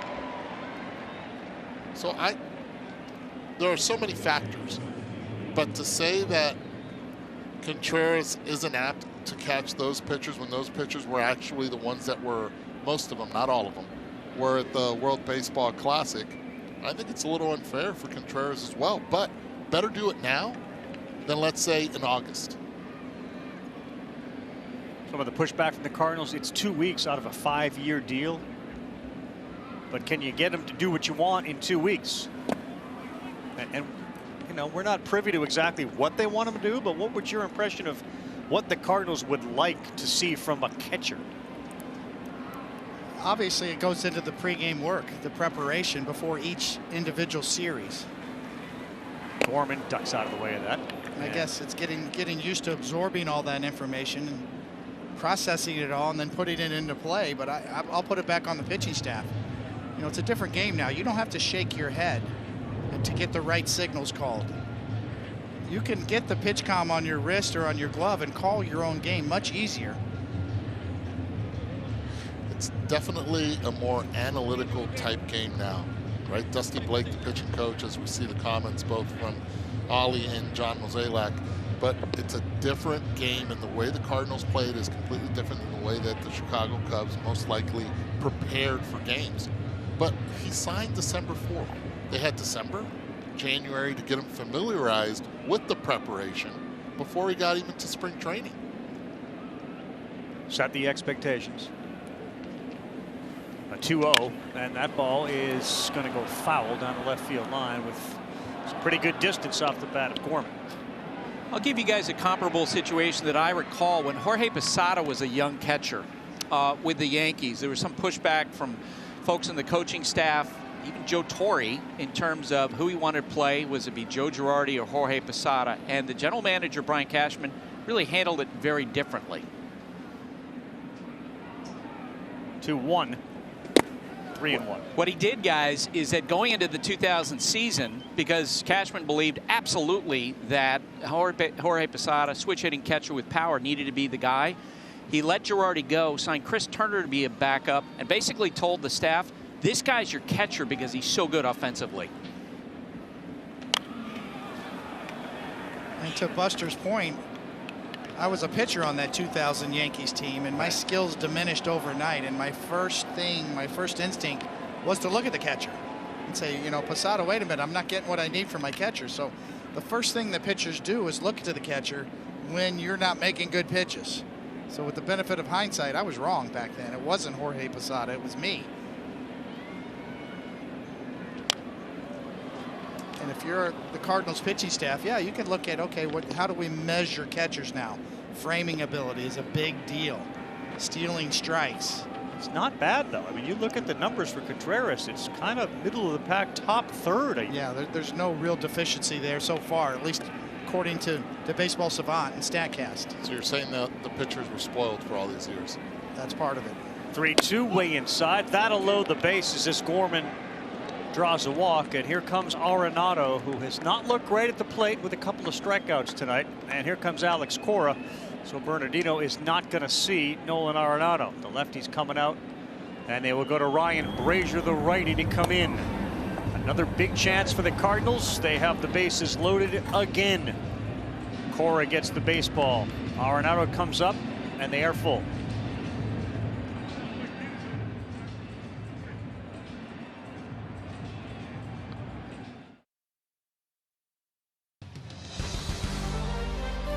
Jack Eichel and the Golden Knights and Edmonton Oilers coming up next. Eichel with some Massachusetts roots, a North Chelmsford, Massachusetts native. Of course, played his college hockey at Boston University. He was a Terrier and a Hobie Baker Award winner in 2015. He goes up against Connor McDavid. Back here, Ryan Brazier now on the mound. 19 games, high ERA, and what a spot for the bases loaded. Ball one at 96 to Arenado. Knights trying to eliminate the Oilers, and that game will come up right after us. He has given up 1 One of the 56 batted balls has been a barrel, and Arenado fouls that one off. Was it telling when he jokingly said about his shirt to Casas at first, you can have this, I can't hit in it? I mean, is he letting you know like he's not comfortable right now? Absolutely. Just shows you how superstitious players are too as well. Always looking for excuses, right? It's got to be the bat, it's the glove, it's the catcher. Yes. That right there, that swing right there, and that two-seamer, that sinker at 95 tells you everything about Nolan Arenado. Not feeling comfortable at the plate.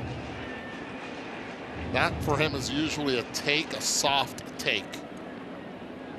And what the Red Sox have done late is they go slider down and away. 1-2 pitch, and Arenado. That was risky right there. Sure was. Got an older brother, by the way. His dad named him Cousy. Of course, his dad spent some time in Boston, and his older brother named after the great Boston Celtics guard Bob Cousy. One of the greatest point guards of all time, right? All time. He could dish it. 1-2. And Arenado reaches out, gets that to fall in front of the center fielder. And the play at the plate is cut off. What a job by Arenado with 2 outs to deliver 2 runs. 6-1 St. Louis. Too good of a pitch. Watch how much plate this gets right here. Just stays out over, and he's able to reach and get it. He's been chasing pitches that are almost a foot outside.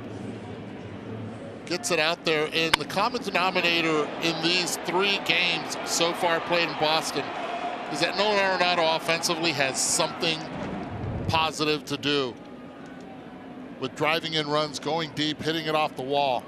That's what Nolan Arenado means to this team offensively. Still dug that one out, though. Give him credit. He went out and got it. Woo! Real high and tight to Contreras.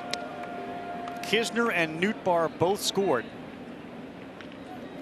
And you're right, Eddie. 4 for 5 Friday night. Homers in back-to-back games. And what a back-breaking hit for the Red Sox with Arenado. Here's that pitch to Contreras.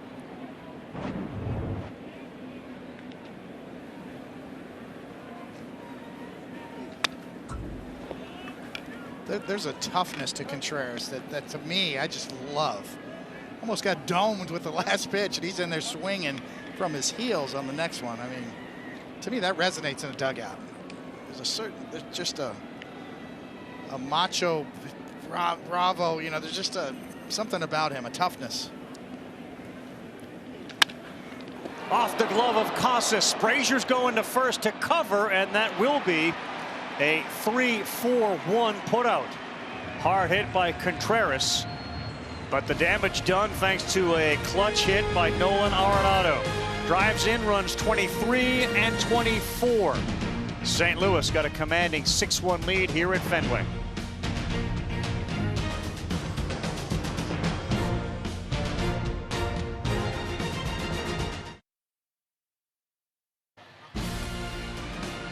Next week's Sunday Night Baseball matchup, we'll be in Queens. That's where the Guardians will join us. They take on the New York Mets. The call on ESPN, available on ESPN Deportes and ESPN Radio. We'll start at 6 Eastern with baseball tonight.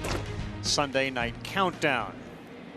Guardians and the Mets. The Mets are struggling, and somebody brought up the comparison today that when the Red Sox throw Sale out there and maybe a Paxton if he's healthy, there are some comps to the Mets when they bring Verlander and Scherzer, not in quality, but in the fact that they depend on some veteran older pitchers. That's very true. And they also have some good young players too. And a couple of them are waiting in AAA. So when they do need some more offense or they feel like they need to make a move, they have some internal options, including one that's already been made at third base in Brett Beatty, who looks like a good one.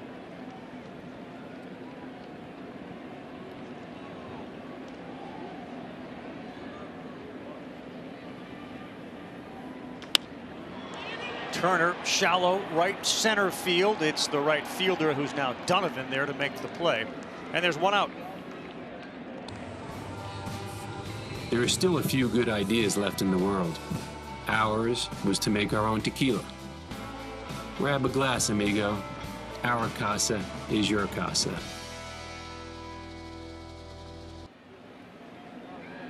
Mets split a doubleheader today. They lost the first game to the Nats 3-2. Then they won game 2, 8-2. As Devers looks at ball 1.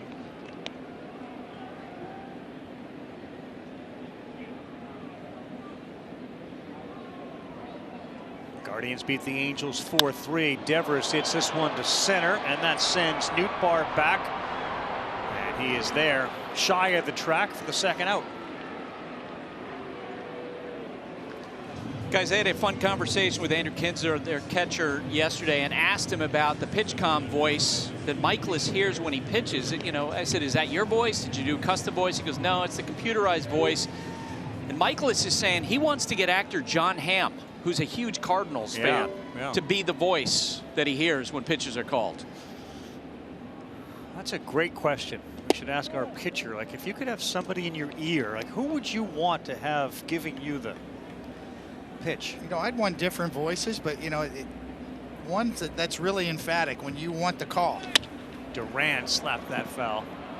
So you want somebody who can kind of, when you really need it, bark it into your ear. Yes, exactly. Catchers should have that option, you know, to kind of get on the button. Hey, I want this pitch. So I don't know if you can program. Maybe Nicholson with, you want me on that wall, you need Cone. Perfect. Fastball. Perfect. James Earl Jones voice. Cody, I'm surprised you didn't say Tony Soprano. I mean, just based on your walk-up music, that's true. the That would show, work. yeah, him going in telling you he wanted to throw a you wanted you to throw a fastball. Samuel Jackson in Pulp Fiction, maybe. That'll get you to do something. Oh, I got him. I got him. Called strike on Duran to win a round.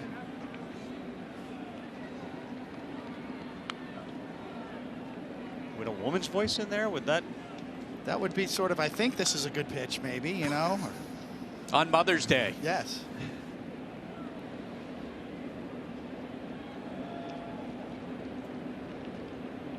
Michael is a fascinating guy, too. He's a huge, huge fisherman. His own boat. He grew up in Florida, so he was used to it. He used to say he would kind of duct tape the bottom of his pant leg when he would wade into the water so nothing would slither up his pants. How about that, Miles Michael? You think he's going to be worried about a mound when you got things slithering up your pants? There he is with a 160-pound sortie. Good night for Michaelis on the mound, too.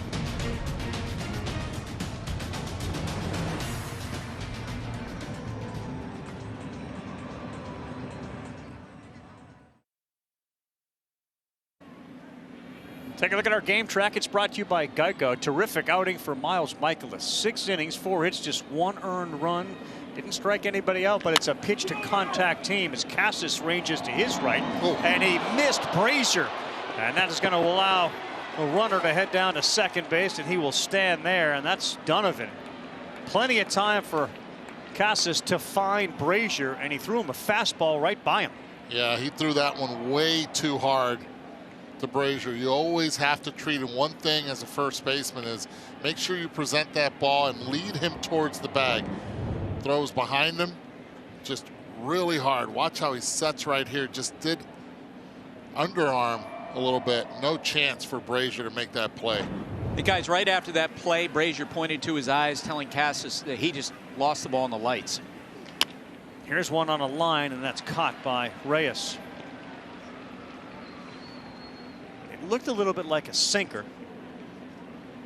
Maybe Brazier was looking up at that stanchion high above left field. Watch the angle of the throw right here from Tristan. Taught at first base, you have to throw over the top. Lead the pitcher there, and you don't see Donovan anywhere near. He had enough time to be able to step and make an accurate throw without rushing it.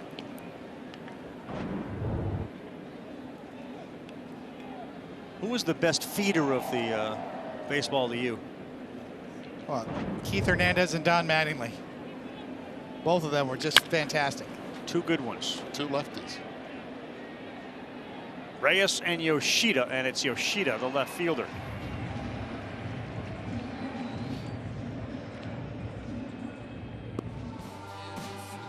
We made our own tequila, so we'd always have a reason to get together, so you'd always have a reason to get together. Grab a glass, amigo. Our casa is your casa.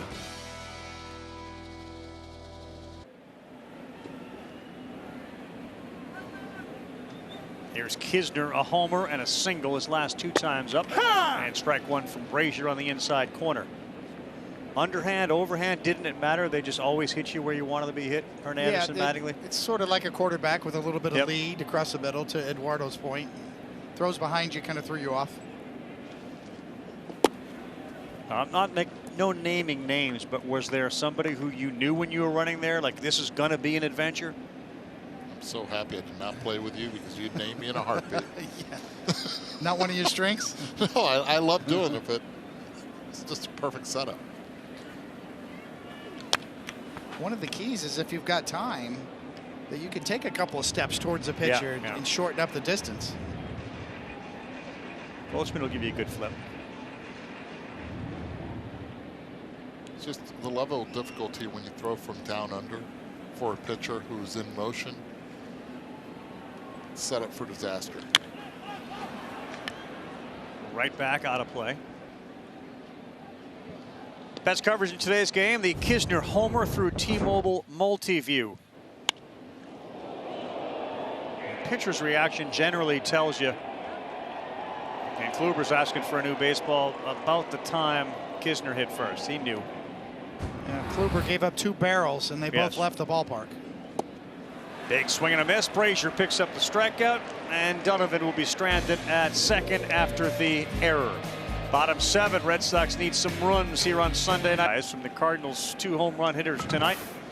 Traveling over 850 feet combined. Andrew Kisner and Paul DeYoung. And this is Cabrera now into the game for St. Louis. As Miles Michaelis out after 6 innings of good work holding down this offense. Cardinals trying to sweep this series. As Tristan Casas goes lefty on left.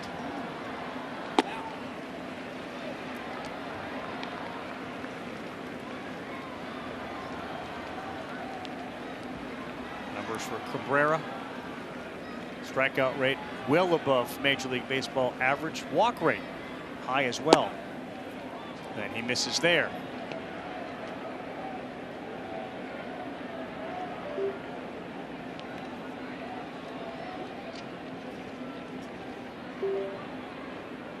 Three balls, no strikes. 5-run Cardinal lead.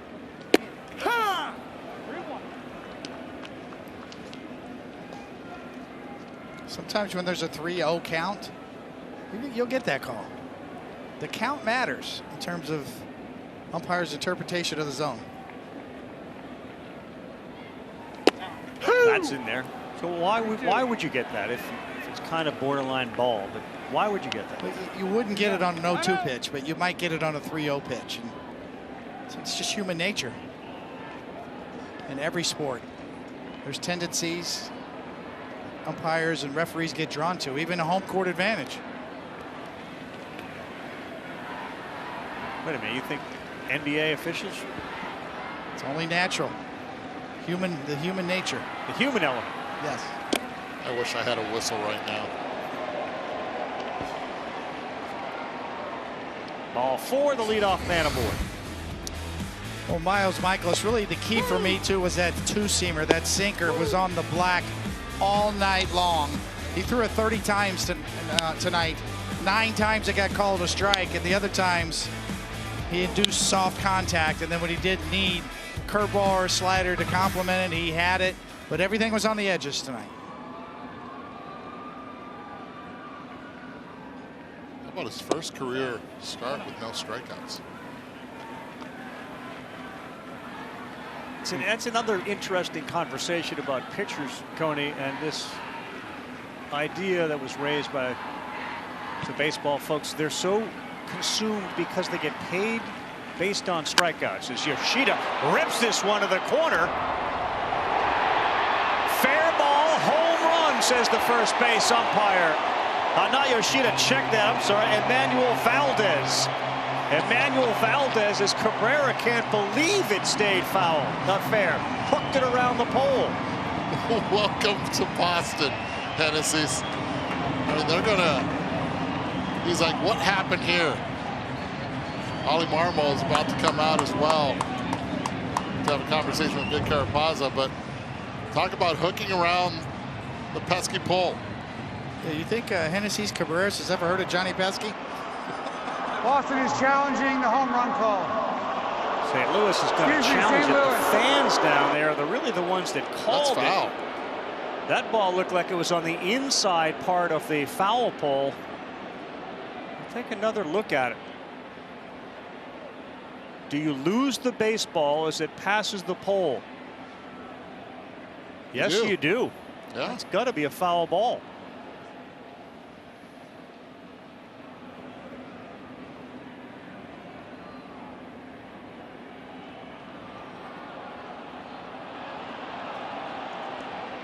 And it didn't hit the pole either. No.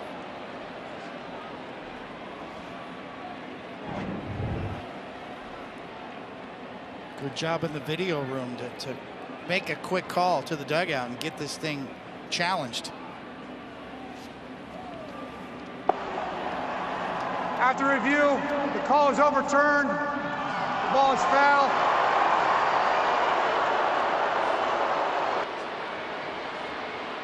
Cabrera had good eyes because he was hands up like that's a foul ball. Well, it's the most unique foul pole in the big leagues, the pesky pole, because of the angle, how short it is there, and the toughest call for umpires as well.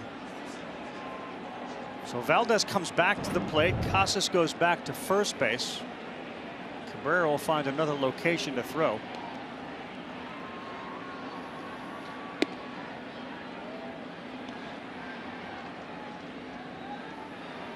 Would have been the only ballpark that a ball hit at that angle would have been a home run, but because it's foul, obviously not. So Valdez steps back in on a 1-1.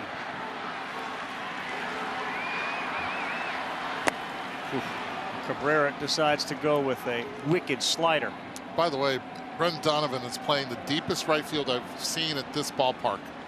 Usually right fielders play even with the foul pole. And right, he's way past that. 1-2, swing and a miss. Valdez gone. Well, the replay review guy gets credited with 2 runs. Heck of a review right there. Huge swing, and you see this spin on that cut fastball down and away. Hard slider cutter. From a home run to a strikeout. Strike one to Reese McGuire. It almost felt like the first base umpire was influenced. You watch that corner down there, and everybody down there, I mean, they have a better view than anybody. They all stood up and cheered like that's gone.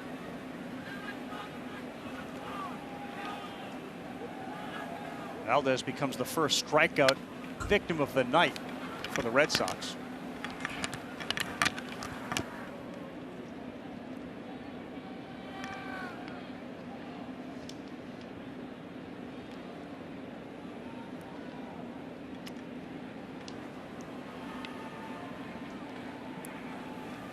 People ask why in the playoffs you have extra umpires.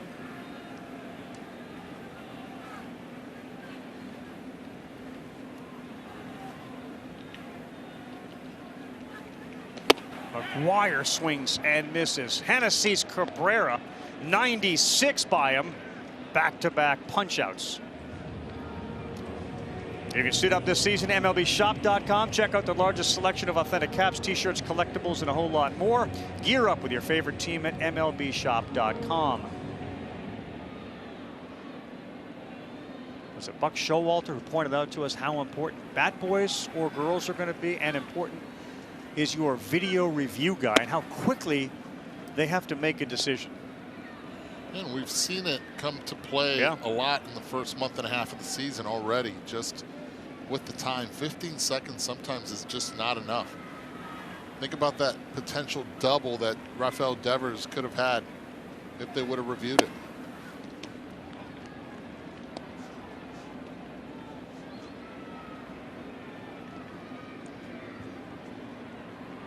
Pablo Reyes popped out to short and he walked. Playing short tonight. Kike Hernandez out. Little tightness in the hamstring area.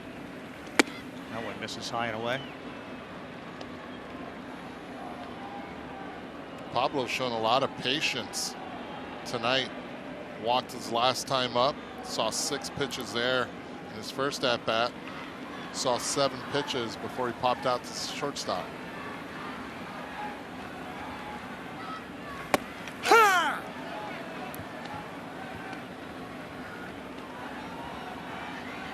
Three balls and a strike to a guy that was discarded by the Oakland A's.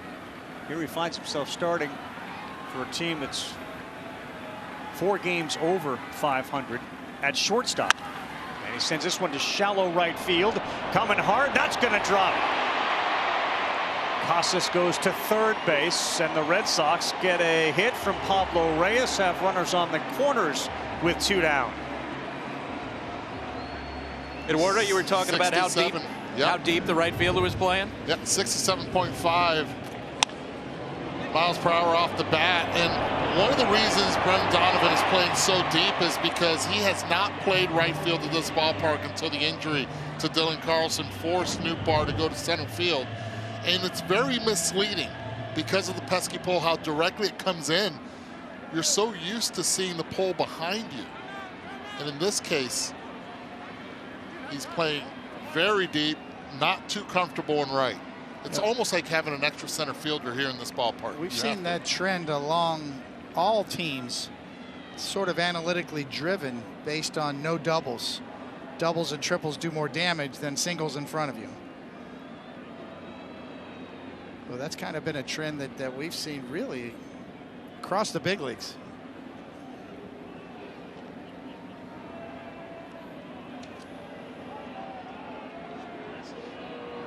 Ollie Marmol out to talk to the home plate umpire, Vic Carapazza.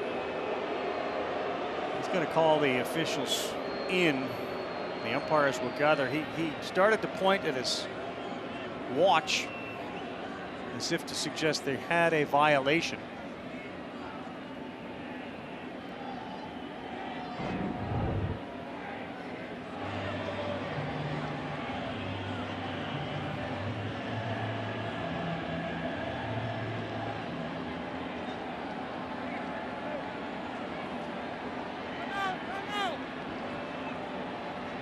Pitch timer got to 0.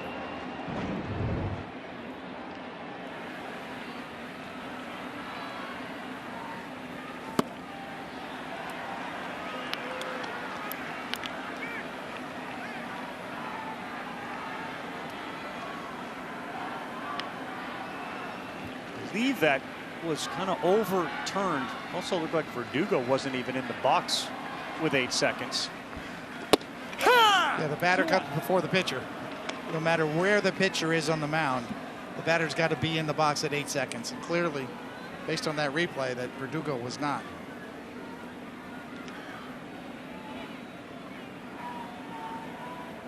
A count here, 2 balls and a strike. Nope. As Ryan Helsley warms up. No swing, says the third base umpire.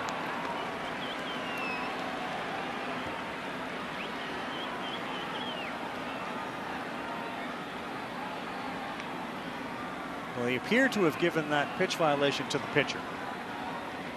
And I didn't think Verdugo was in there with 8. 3-1 pitch, and he hacks at it and fouls it straight back. He was not. And I think Kisner may have been trying to point out to Carapazza that he wasn't in the box. And the clock wound down, and they called a ball on Cabrera.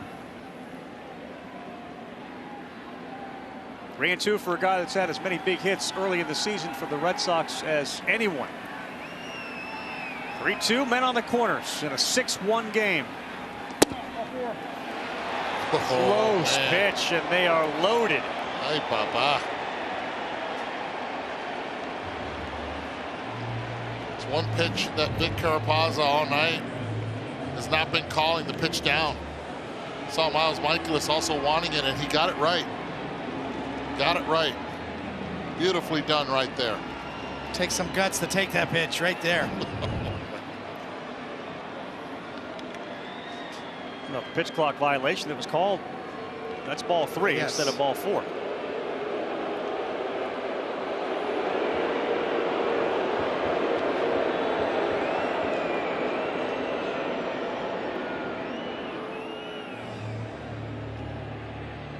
Miles Michaelis, every time against Yoshida, started him off with an off-speed pitch.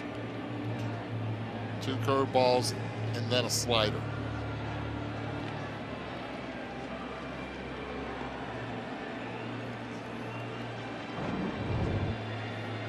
So watch Verdugo. Last night, Contreras didn't have both feet in. He doesn't have 7 seconds he steps in. He was not engaged with the pitcher at all. And I think Kisner's trying to make that point. And then we hit zeros and they give him a ball. Now they're loaded, and here is Yoshida. Swings at the first one, and it's foul. You seen it the way I saw it? Yeah, I mean, usually we see emphatically the umpire point to his watch and point to the infraction, whoever it's on, either the pitcher or the hitter. And I'm not sure we saw that, you know, a definitive call from the umpire, but.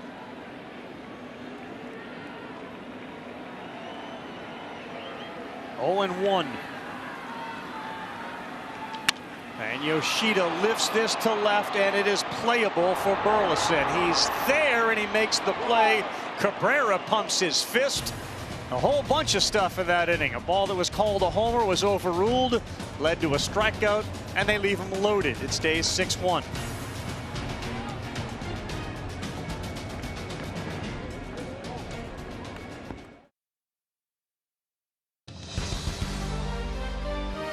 There he is, Connor McDavid. He gets set. Golden Knights at Oilers. And the Oilers need to win to keep this series going. It's Game 6. It follows us. They're still licking their wounds here after the Bruins defeat. David Pastrnak, of course, had a huge season for Boston. Connor McDavid had 153 points in 82 games. He blew everybody else away. And you'll see Eichel and McDavid, Knights, Oilers. As soon as we're done here, we go to the 8th inning.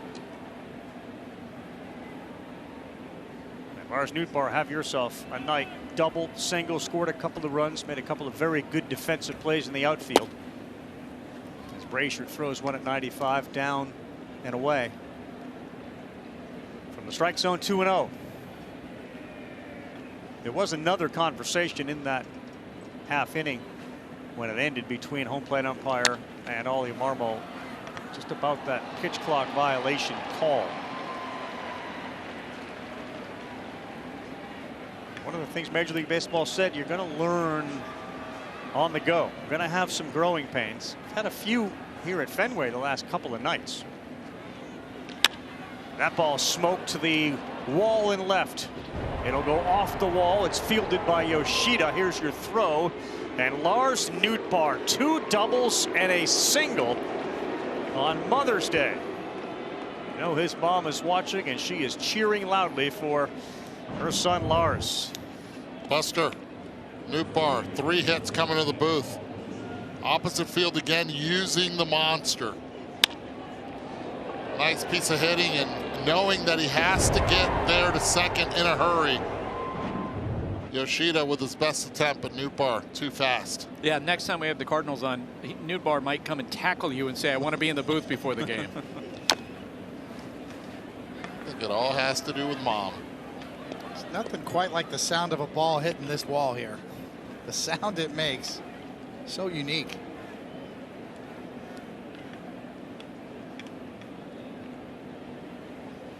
The ladder that's attached to that wall that grounds crew used to climb up to go get baseballs out of the net is still there. This is what it sounded like.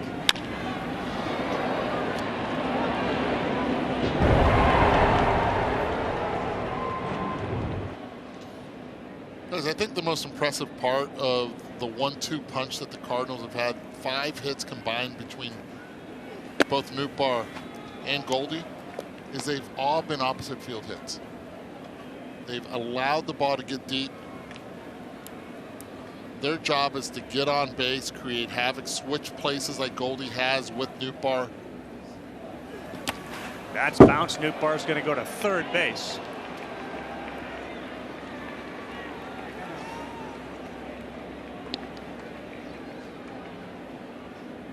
Oh, he spiked that fastball.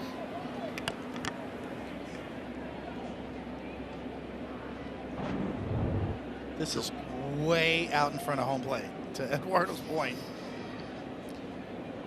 There's nothing Reese McGuire can do there. McGuire tried to frame it. Goldschmidt on a 2-2, chases 95. He's gone. Maybe that's a setup pitch, right?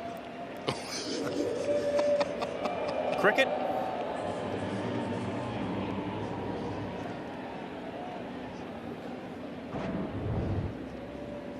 The baller. And the pitcher. Changing eye levels. Yes. As extreme as you can.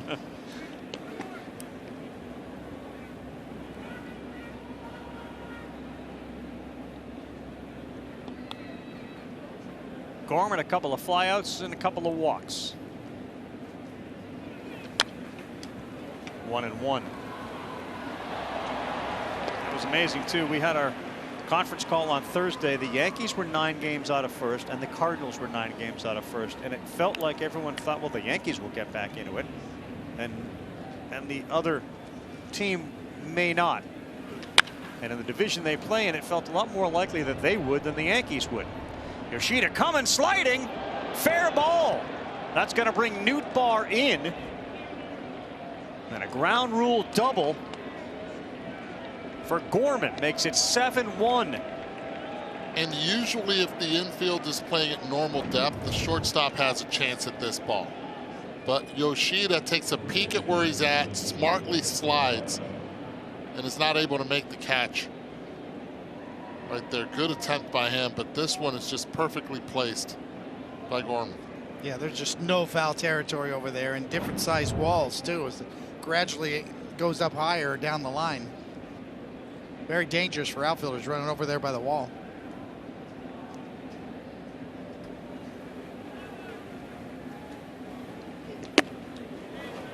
Sorry, Reese. Ball 1-0 on Arenado. Maybe the biggest hit of the night. We've had a couple of homers, but he had a huge single. We scored a couple and blew the game open. A double by Gorman, the 5th extra base hit of the night for the Cardinals. Ha! Strike to Arenado.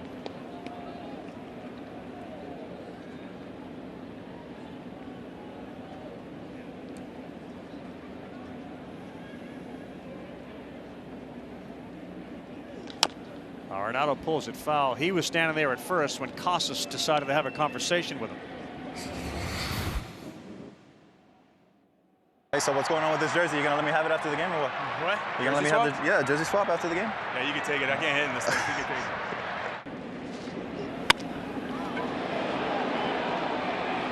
Yeah, he can't hit in it. Yeah, he got set up, didn't he? Hey, Arenado says he can't hit in this jersey. Let's go after him. He didn't fully go into the jersey swap. He just said, take this one. It's a done deal by my way of thinking. One jersey is owed. That one, number 28. Currently a little bit more valuable. Currently. Arenado with a couple of platinum gloves. He's been outstanding. Had a chance, and he opted just to say, I'm staying right here in St. Louis. This is my home. I love it here, as he fouls that one off.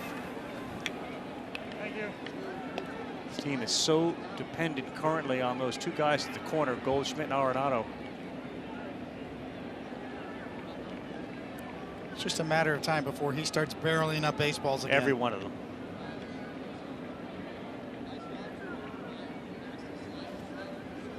Two, and that one is foul. Devers couldn't get to it, and then it landed foul with a hook.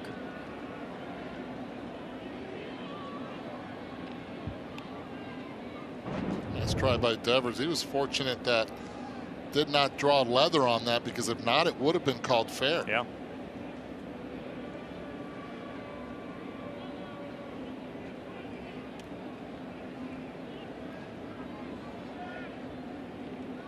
Red Sox invested so much money into Devers. You know, still a young guy. If you could invest in a guy, and maybe Ohtani's the obvious answer, but if you could invest, who would you invest in baseball right now? Well, there's more to it than just trying to project out. Ooh, this one is smoked. That's right. That shirt's fine. May want to hang on to it. It's gone. Nolan Arenado.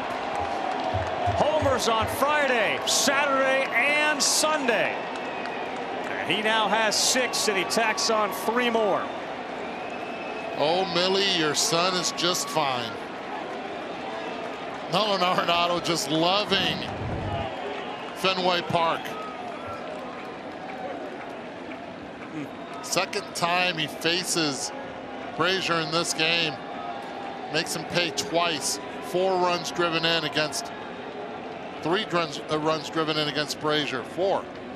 Just barely gets over.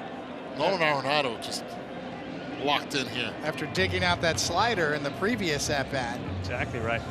He knew he was going to get a fastball. He wasn't going to get another slider, and he did not miss. Carl, who was it that hit the ball well at this ballpark and used to see the Sitco sign as something different? That was Joe Carter. Joe Carter has that big Sitco sign out there, and you can barely see the letters, but C-I-T-G-O. And Joe had, what, I think 22 homers in his career here. And instead of it being the Sitco sign, he would look at it and say, "See it go," because of his massive production. See it go. Arenado has seen it go 3 straight nights here at Fenway.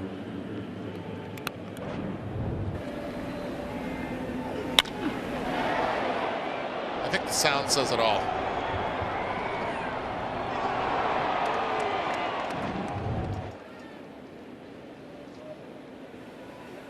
There are some this ballpark for a lot of right-handed hitters actually puts you in a funk because you try to pull. Nolan Arenado, when he is going well, he's thinking pull, but lift and pull. That's the way his bat path is designed, and this ballpark actually helps him more than it hurts him. And that's a great sign if you're a St. Louis Cardinal fan. It's been a great series for the St. Louis Cardinals. 9 runs, 13 hits tonight. Whoo! 1-2.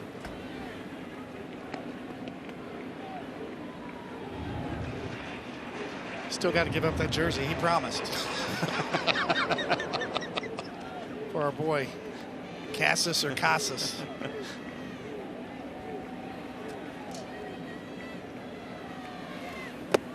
I think in honor of Casamigos, it should be Casas. There you go. Okay. Right? We'll go with that. He is an amigo of the show.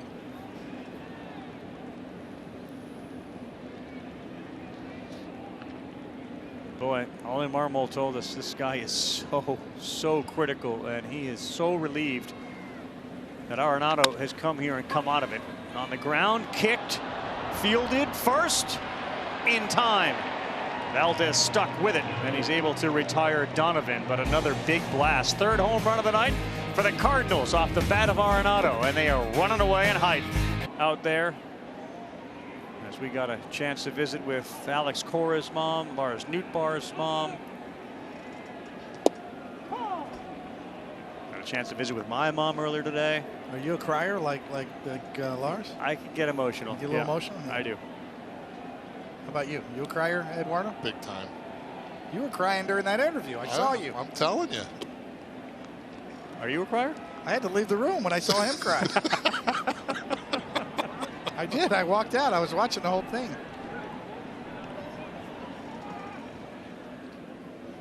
Saw a good shot of a baby there. It's amazing the reaction people have to babies. Young, old, it doesn't matter. It's a new lease on life. And moms have that same impact on you. You just, you know, so many times you just take them for granted as you're growing up, and you realize as you get older just how valuable a teammate they are. They're so critical. So yeah, I'm a crier. I mean, I cry at movies. I mean, that's me.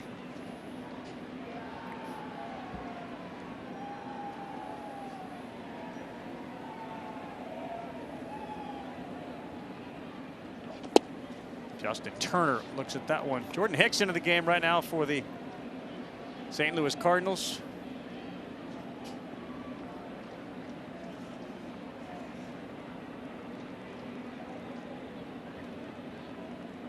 And Hicks delivers, and Turner stays alive. Flamethrower Jordan Hicks, the righty. 24 strikeouts, 6th amongst National League relievers, 2 for 200 in his career.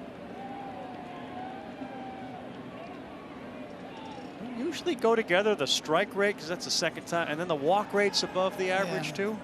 High velocity, high movement, too. Sometimes it's hard to find the radar. Good pitch. Turner frozen. 101 from Jordan Hicks.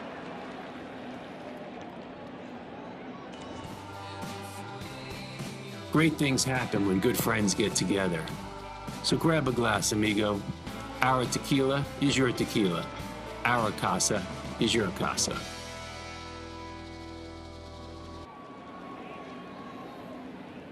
Oilers Golden Knights, the NHL postseason has been riveting, and a huge Game 6 follows us here as Devers looks at another one. It's 101 plus.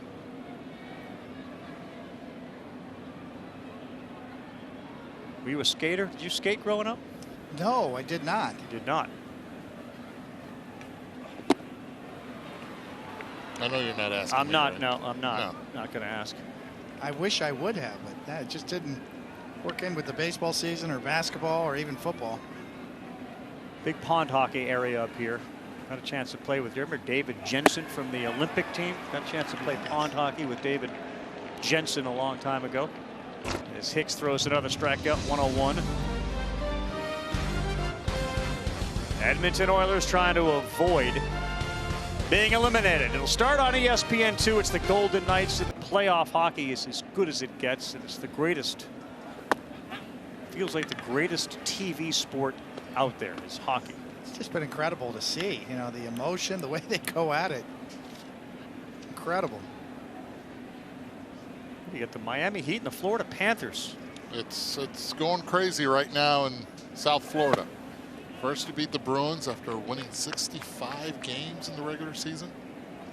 And then after you go and you beat Toronto.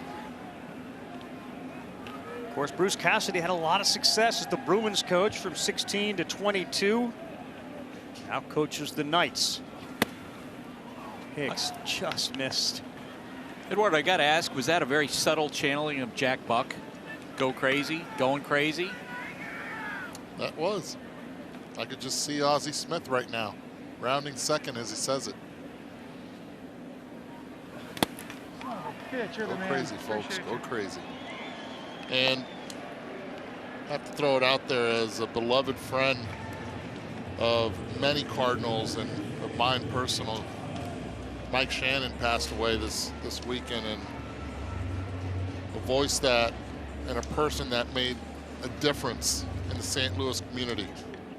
Rest in peace, Mike. He was great. Loved to go to his restaurant after the games in St. Louis. He was always there. Wow. Always friendly, always a great guy to talk to. A lifer almost, right? With everything he gave to the game over the years. Player, broadcaster. I think friend is a good word for it. So many people who grew up in St. Louis listening to him on the radio became a friend to his, even though they maybe never met him. Although he was an easy guy to meet. One of the great hosts of all time. Spent a lot of time in St. Louis during the regular season, but certainly in the postseason. Shannon's was the place to go post-game.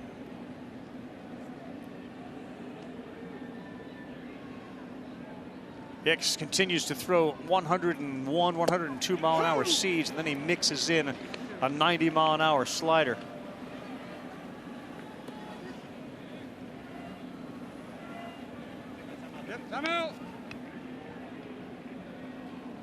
The remarkable part is that Hicks holds the ball with the seams. He's throwing two seamers at 101 miles an hour with tremendous movement. It's always made him kind of a unicorn in that regard. 2 down in the bottom of the 8th. NHL playoff hockey will start on ESPN2, and then we will take ESPN there as well. Misses at 101. Well, the Cardinals are going to learn a little bit about themselves. They got the Brewers and then the Dodgers when they go back home. Can you keep that momentum going from this series and prior series? They've picked up 2.5 games since last Sunday. They win tonight, they'll win 6 of their last 7. It's going to be interesting to see what happens now with Wilson Contreras. Tomorrow, he's supposed to be behind the plate St. Louis has been playing really good baseball. It's interesting. Those are the decisions that man right there, Ollie Marmol, is going to have to make. 103 as we went up a tick. And the other part of it is Kisner out of the 9 hole is actually hitting the baseball, you know?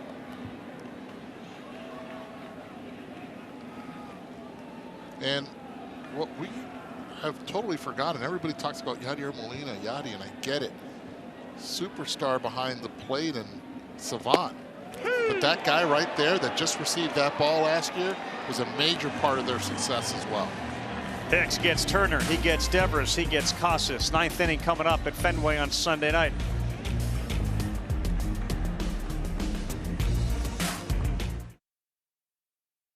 Sunday Night Baseball presented by Casamigos Tequila, brought to you by those who drink it. Friday, Saturday off Chris Sale, and now Sunday night, Nolan Arenado off Ryan Brazier. Nolan Arenado, you go back to last year at Fenway Park.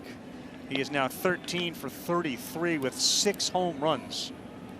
This is a get-right ballpark, and it may be one of those circle the series type games, or series, I should say, for the Cardinals. Given the way their season was going, you come in here and sweep the Red Sox and go back home. You could circle this one and see where it leads to.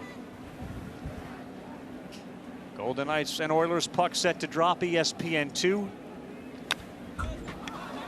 We heard Dusty Baker talk about getaway days and big wins and nice flights. Cardinals are set up for one tonight. Sure are. Richard Blyer on now for the Red Sox. Trying to get 3 outs here in the 9th. Get the Red Sox back up for one last whack at it. 1-2 misses badly away. It's hard to quantify what that means, you know, when talking about a getaway day or a sweep or a series that's a signature moment. You just feel it together as a team. Ooh, Blyer picked that out of the air and was able to get the out at first base. You feel it on the bus ride to the airport. You feel it on the plane. Tuesday, huge night, NBA, ESPN. Countdown tips off at 7. The 2023 NBA Draft Lottery. And then Game 1, we'll see the Lakers and Nuggets at 8:30 Eastern Time. Everything streaming live on the ESPN app, so you can watch it anywhere. The Joker, LeBron, AD, that's Tuesday night. That one on the line. Another one off the glove of Casas. Burleson is aboard. That'll go down as base hit. Second hit for Burleson. He had gotten a successful bunt down the first time. And Tristan, good jump on it. Just hits off the glove once again. Got early work tomorrow on those. That was hit hard. A little under 104 miles an hour.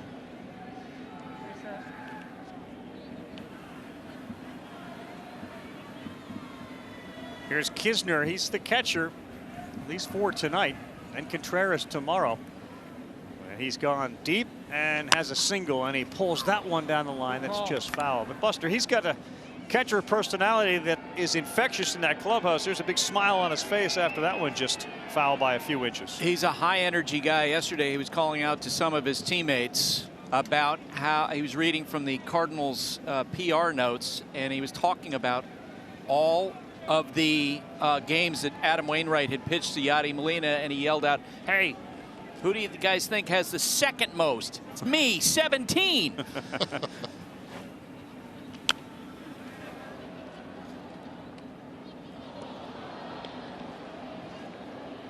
And there is Adam Wainwright with that random plastic burger in front of him. Waino's last start, which was the one that he came back from, he was sort of shocked. He was flummoxed by the whole thing. He pitched well, and that one's up the middle. Oh, what a diving snare, and the flip to first. Not in time, but how about Pablo Reyes? That was an excellent play. You talk about coming out of the box and the bat hot. Steals a base hit from Kisner, who would have been, that would have been the third hit up the middle for him. Face plant, whiplash. Incredible athleticism. Shook him up. It had to a little bit. Shook me up from up here. Bad hop, too. It comes up on him. He and Valdez have never played together, and they have made 2 outstanding plays tonight.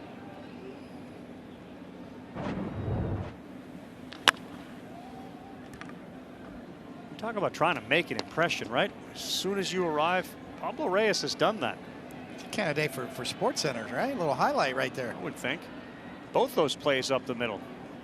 Valdez earlier, Reyes there, working together. That's right.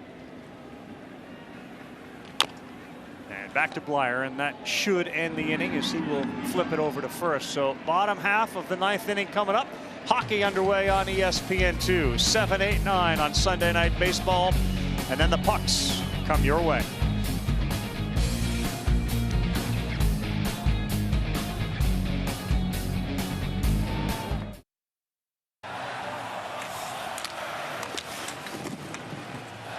Puck is dropped, and they are just underway. Game 6, Vegas and Edmonton, with Vegas leading 3-2, trying to end it for the Oilers. John Butchercross has the call. That game can be seen now live on ESPN2. 3 more outs here on Sunday Night Baseball, and an early goal on a loose puck turnover inside the zone. Vegas converts, and they lead 1-0 with a chance to eliminate the Oilers. That happened quickly. 24 seconds into the game. And a bad clear by the tender. Bounces awkwardly in front, and Smith put it into the back of the net. Not the way that the Edmonton Oilers wanted to start that game. And no chance for the goaltender, so 1-0 in favor of Las Vegas. I was a little confused there. Did I have to break down that play? Get a replay, please. Loose puck in the zone, back of the net. So that's your goal call then. Light the lamp. Yeah. A lot of Sports Center experience calling hockey. A lot of Sports Center experience. 30 years. 30 years.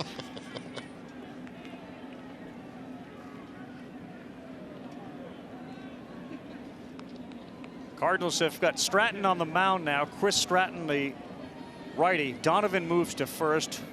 Edmund is in at second. Nolan Gorman goes to third, and Yepes is in right field. I'll say this, it's the first live hockey goal in 30 years I've ever called. Yeah. And you did it very well, too. You did not miss a beat. 1-2, Valdez on the corner. He's gone. 1 down. Stratton with a punch out.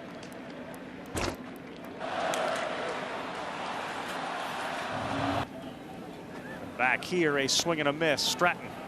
Just like the first inning here. That was insane. Not even 1 minute in. Not even a minute in. Reese McGuire behind 0-1 to Stratton.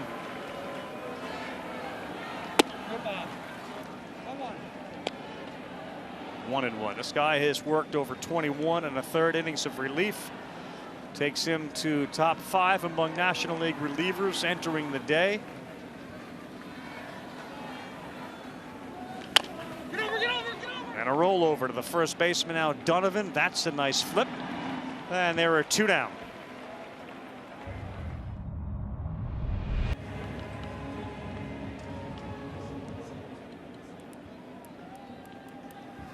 Guardians and Mets next Sunday night, 7 Eastern on ESPN. Pablo Reyes. Stratton's first pitch misses away. Well, we started the night by asking if you bought the Red Sox or the Cardinals' struggles or the Red Sox's success. Now that they've won 6 of 7, are you buying the Cardinals are back, or is this a huge week coming up with the Brewers and Dodgers? The Cardinals play in the right division to get back in it. Nobody's running away with it. Even the top of the division is just a couple of games over 500, so they have ample opportunity to jump back in it. Now the American League East is a little different story. 2-1. Red Sox with the loss will fall to 22-19. The Yankees 23-19. Top team of the Rays. They've been unbelievable in every facet. They are 31-11. 2-1 pitch. That's in there, 2-2. I think what scared a lot of people was that there weren't really many injuries for the St. Louis Cardinals, and they weren't playing well. They get Wainwright back in that dugout, active. Arenado starts swinging the bat. Ay bendito. This is where they can get pretty serious and pretty competitive, even with Milwaukee and the Dodgers coming in town. 2-2. On the inside corner, strike 3, and another punch out for Stratton. Want to say for our entire crew and their moms, happy Mother's Day. Thanks so much for spending time with us on Sunday Night Baseball. For Buster Olney, Eduardo Perez, David Cohn, and our entire production crew. Big home run.